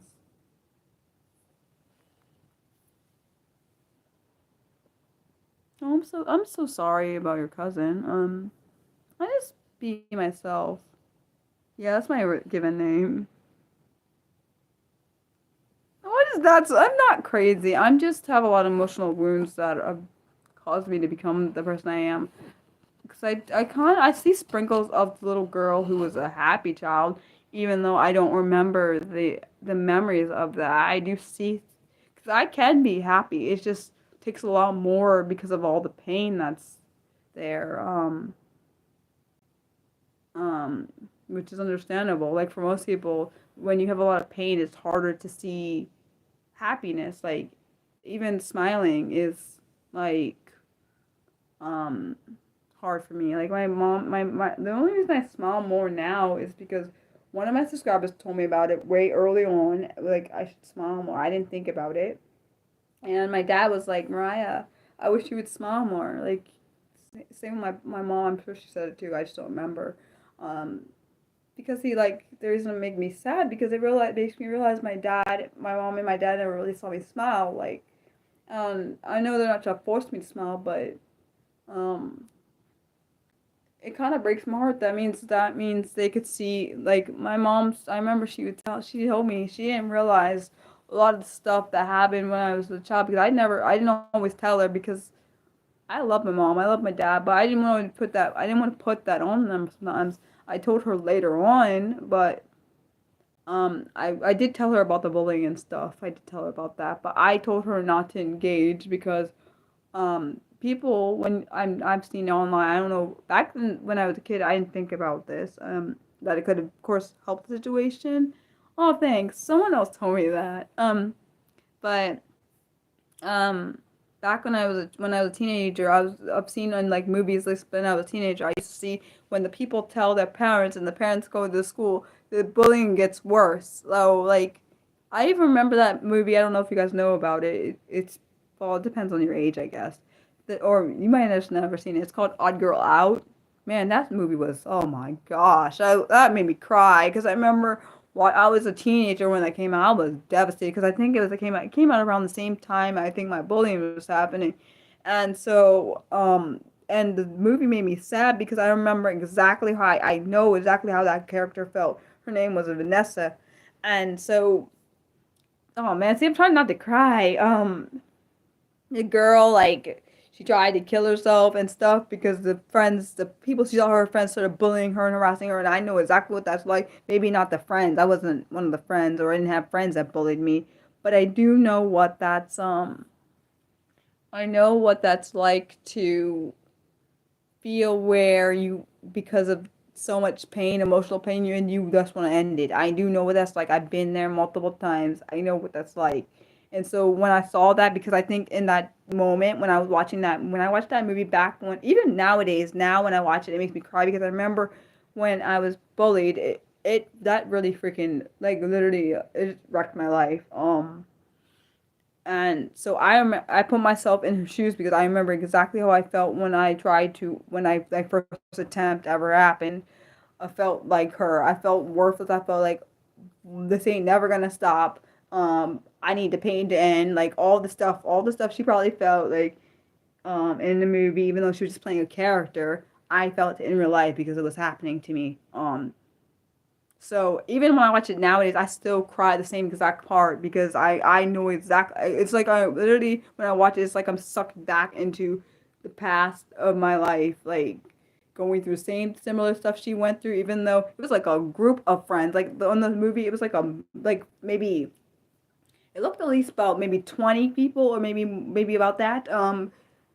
Because one of the popular girls was like bullying her because she got because literally it's kind of similar to my situation but not exactly because this guy liked her but not her friend. So but the difference from mine is I got to do something over someone else, and that's when that started. For her it was a guy liked her and she didn't she the friend the other her friend liked the guy and he liked her, and then she started bullying her because of that because it was stupid. Like the reason my point is it's stupid. This is bloody high school or middle school or whatever. I think it was either middle school or high school she was in, which makes it even worse if it was middle school because that's when I was being bullied. It was middle school. It was the end of middle school. For me. I think it was the end of middle school. It might have been the end of middle school for her, I think, in the movie. But it kind of paralleled with my life at the time. Like I was just it. I mean, I didn't do the same way. Actually, I might have actually at the time. I think I did try to do the same way she did, and I wasn't because of the movie. It was because of the stuff I couldn't deal with. I was like I couldn't deal with what was happening. Um, I just couldn't. So, um, and it they just made me feel worthless is what they made me feel. I know, of course, I know that's not true anymore, but back then it felt like girls are like literally girls are just cruel as hell. It's probably why I don't get along with a lot of them because of that reason. Because I don't trust I don't trust most girls I think because of my past. You said okay. She was adopted out years ago. Oh, my smile reminds you of her. Oh. And she liked games. Well, I hope you get to see her again eventually.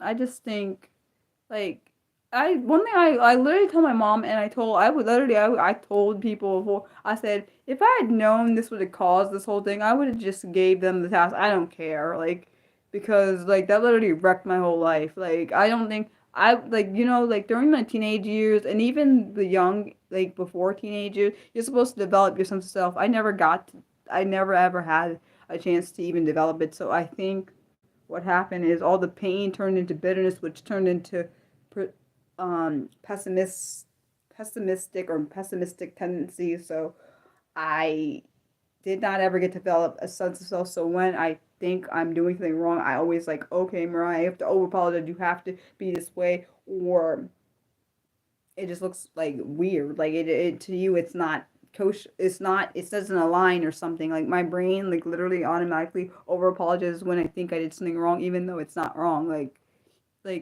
one thing I love about some of the people that I've encountered is that they're like, Mariah, why are you apologizing? You didn't do anything. Like because I think because I have so much trauma that I just expect like I'm getting in trouble for um something that I said or something that I did, even though I didn't intend it to be that way. Like, I do wonder I do wonder, like,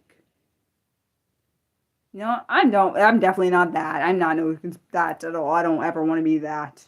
Um, you know what I'm talking about, the featured thing. I'm not that. I'm just being Mariah. I do apologize a lot for things I shouldn't, but and I do that because I know it's a trauma response.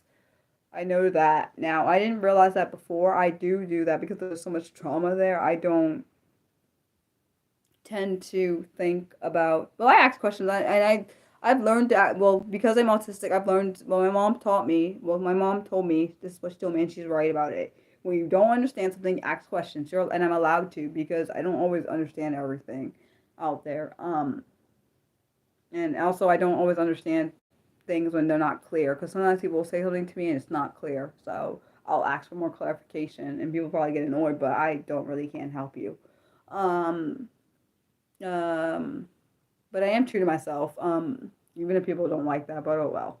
Um, I just hope that I do hope that I'm an inspiration to people that have been bullied or being bullied, because I want them to know that even through the hard stuff, even though it is hard, and I'm not gonna say it's not, because I've been there. I've been exactly where you are.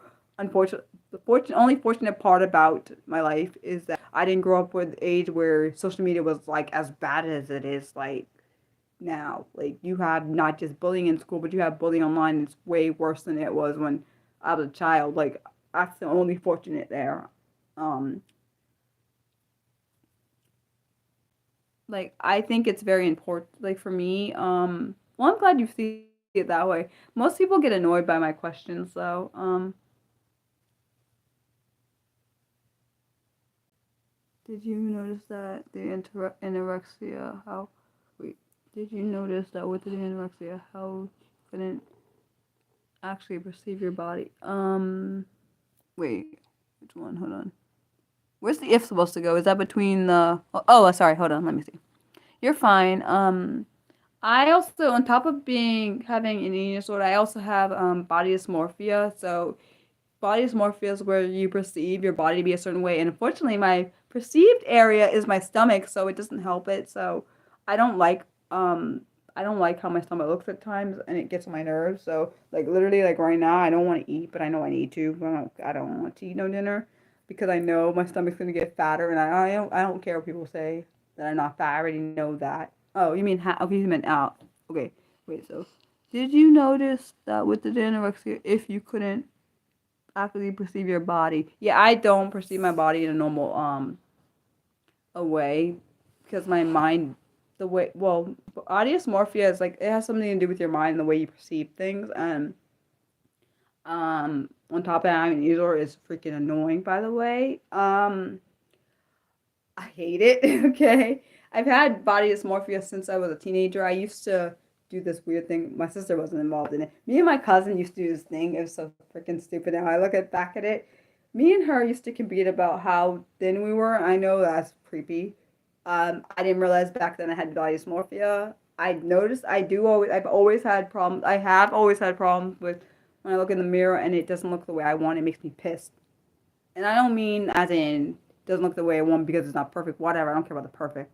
It it looks bigger than I want, and I don't like it. So I started. I probably always had this eating disorder. It just wasn't ever this bad. I used to no, actually no. Actually, during college, I started having problems with eating. I started hating food. Still don't like it right now as much. Still, because I know when I put the food in the body, I'm gonna look bloated, and I don't like the bloated part. I hate that crap, and it makes me not want to eat more. And like, I know I have to eat. It's very annoying. I know people are like, "What the hell, Mariah? It's not that big a deal. You just need to eat." But for me, it's a huge ass deal. Like it makes me. I know my mom and my sister and my dad don't fully get it, which I understand. They're not in my brain. Unfortunately, on top of being like having this eating disorder and body dysmorphia, I am also autistic and dyslexic and ADHD, and it probably makes it more complicated when it comes to my eating disorder, because I also have foods that I can't that are very sensitive to my body. I can't eat. I have to like certain foods. I don't. There's certain foods I just don't want to touch. Like there's certain I can't like things that are much I don't want, like, get away from me. Like don't bring it near me. Like there's certain foods that if it smells a certain way I can't eat it. Which I know is part of avoidance food what's it called? Avoidance food intake, like restrictive, and also I know it's part of being autistic. I don't like certain foods. I just can't. Like I know people are gonna try to. There are foods that people have tried to make me, and I won't eat it. I don't care. I don't like bologna. It's slimy. I don't like slimy things either. I can't. I'm very particular. I know people are like, "What the hell, Marat?" I'm sure other people that are autistic get it that also avoid certain foods. There's other foods I don't like. Carrots, celery's fine. Now putting one thing I really hate because I had it as a child. I hate that. Is when my grandmother used to do this thing where I know it was fine for her, but it was not fine for me. She used to put frozen celery in with the tuna casserole and then bake it. Oh my gosh, that was the most suck. I can't. Oh, I just think about it makes me sick feeling. Oh my gosh, I can't. She put the frozen. I know she wasn't. I know it was fine. I cooked it in, but still, it just no. I can't. No, that's literally like my brain like went back in Josh and like no. Certain meat sauce I can't eat. It's not like if it smells weird. No. That's like gives me flashbacks to childhood, and I don't like watermelon. I won't eat because it made me sick. I won't eat anything that made me sick. And even if someone tells me to try it, I used to love corn. Made me sick. Stop eating that. Um, Watermelon was fine until it made me sick, and then I stopped eating that. Bananas.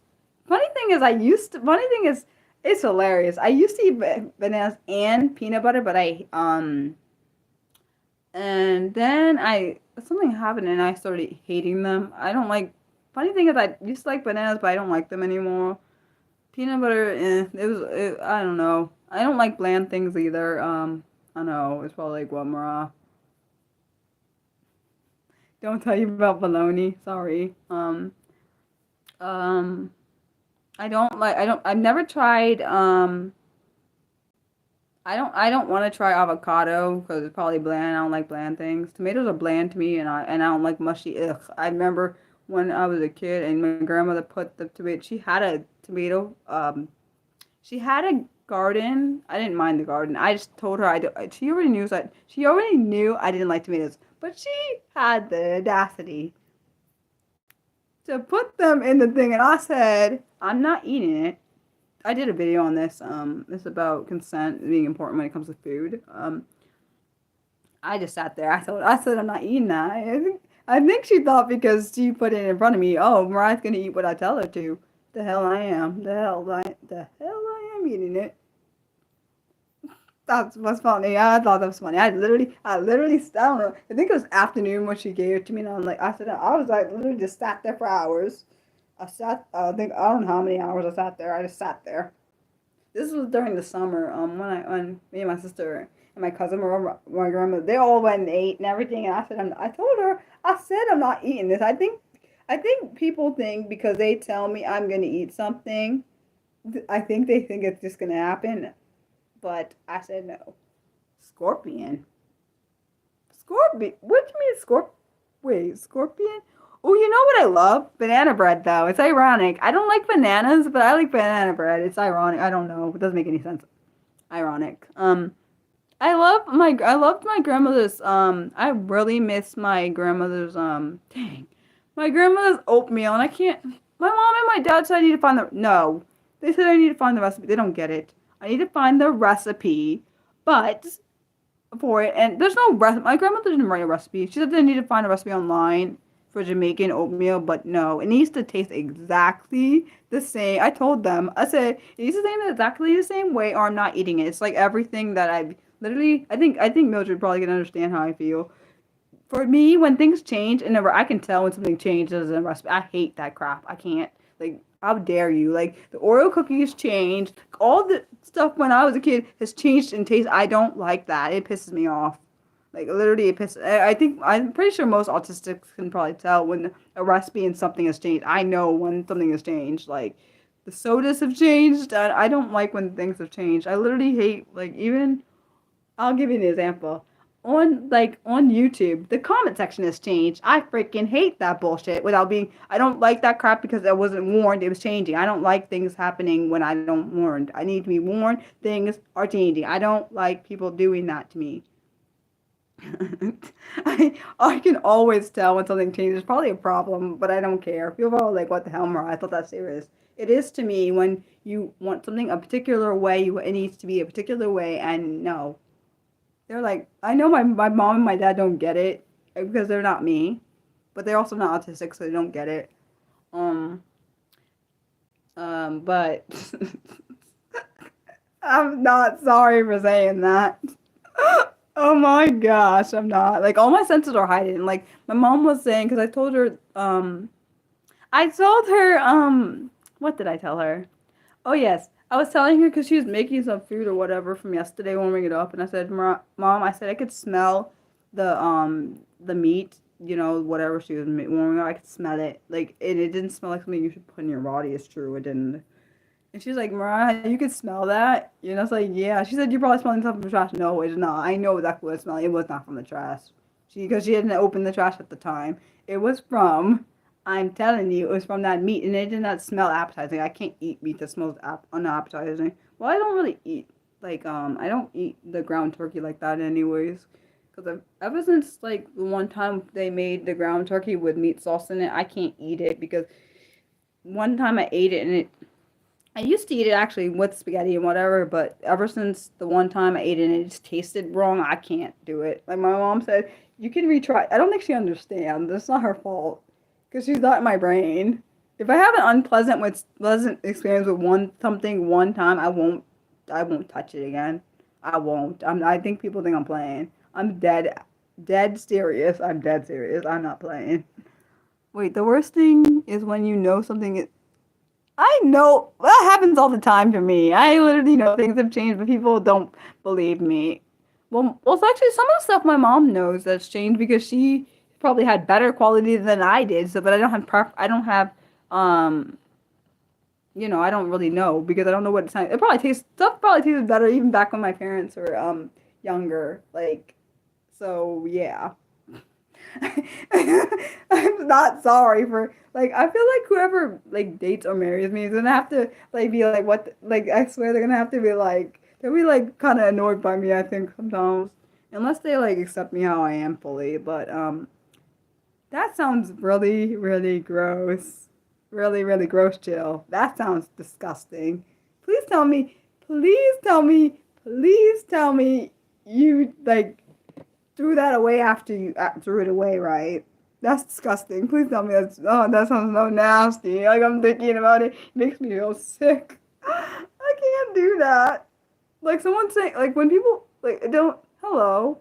But seriously, that sounds so sickening. Why'd you, wait, I don't know, Jill. I can't eat that. I'm sorry. You can be adventurous, Mariah won't do it. If you serve me that, I'm sorry. I'd be I know people are this rude, Mariah. I'm not eating it. I can't. Especially if I feel it and it has a weird, yeah, no. If it has a weird texture on it. Wait a second. You swallowed, wait a second. Does that mean it was, did you throw it back up? I gotta know if you threw it back up, because I probably would throw it back up. I'm not gonna lie, but I probably wouldn't have ate it in the first place, because I know myself. I know myself quite well. Oh, man. I'm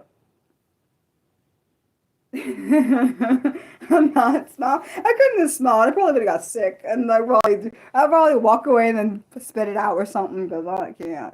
Then I wouldn't be able to get the taste. Yeah, see, I can't. The reason I probably couldn't eat that because I don't like aftertastes that linger in my mouth, and no, I hate those too, dude. No, I'm not smiling. I can't. I think you're being. You need to not. Jill, if you were being nice, don't be nice. Be honest. Be honest. If it was nasty, be honest. I would have made a face. I know my face. It would not been no smile. It'd probably been a weird face that would look like I'm about to be sick because I probably would. That's what my face would be. Oh my gosh, that was my face. I'd be nah, I'm not eating this. Oh my gosh, no. Yeah, no, I'm not eating. Yeah, I know, I'm not eating that. I'm sorry. I'm sorry, I can't. I know, I saw that on, what did I see that on? I saw someone do that on this show called 90 Day Fiancé. Heck no, I'm sorry, I can't. I'll be I'm not eating it, I can't, I'm sorry. I mean, I know you made it, but I can't. I know it's respectful, I get that, but I can't. I don't think people understand. I have certain things I just can't eat, and I can't. No, I know. Especially if I saw how it looks, no. I'm not sorry. I'm sorry, but I'm not sorry at the same time. I'm sorry because it's disrespectful, but I'm not sorry because I can't put it in my body. I can't. I can't do it. Wait a second. I've heard of Rocky Mountain oysters. What the heck are they? Are they like butts or something? Are they like butts? I'm sorry. I don't know. I feel like they're not what they say they are. I don't feel like they're oysters. What are they? I don't know.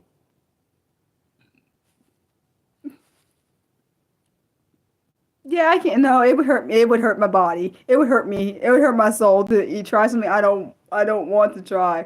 I feel like I'd be disrespect. Not just I feel like I'm being. Oh hell no! I'm not eating that. Oh hell no! Oh, that's what I knew it was. I knew it wasn't freaking. Hell no! I'm not eating that. No hell way.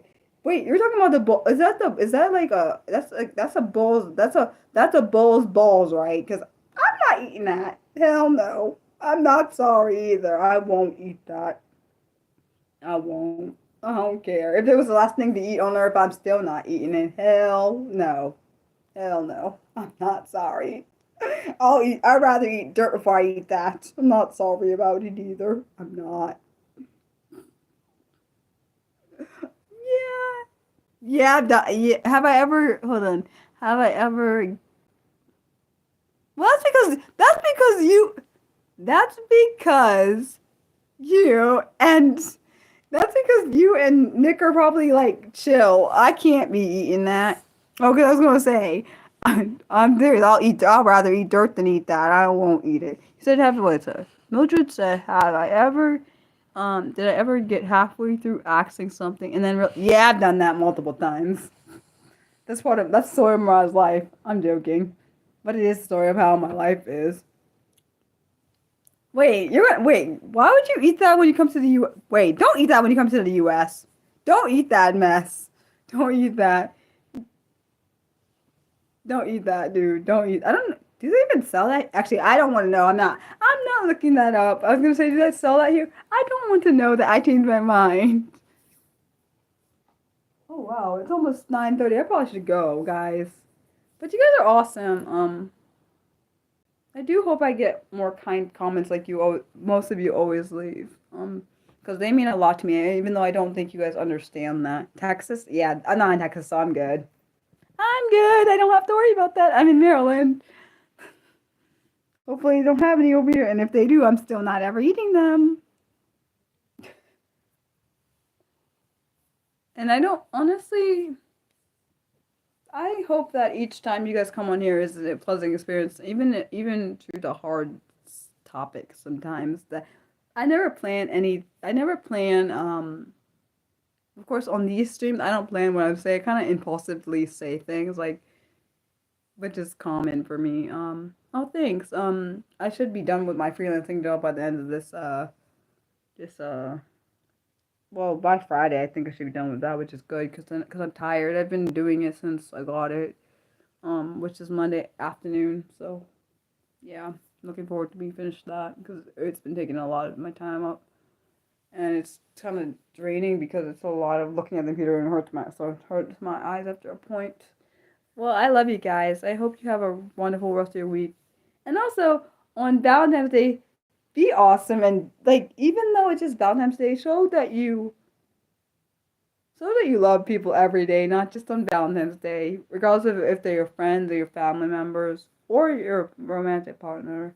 I just wanted to say that because I do sometimes wonder if people just like I try, I'll try, but like I said, just like show people you love them every day, not just on Valentine's Day. Just a reminder for anyone that doesn't realize that. I love you guys. See ya. Bye.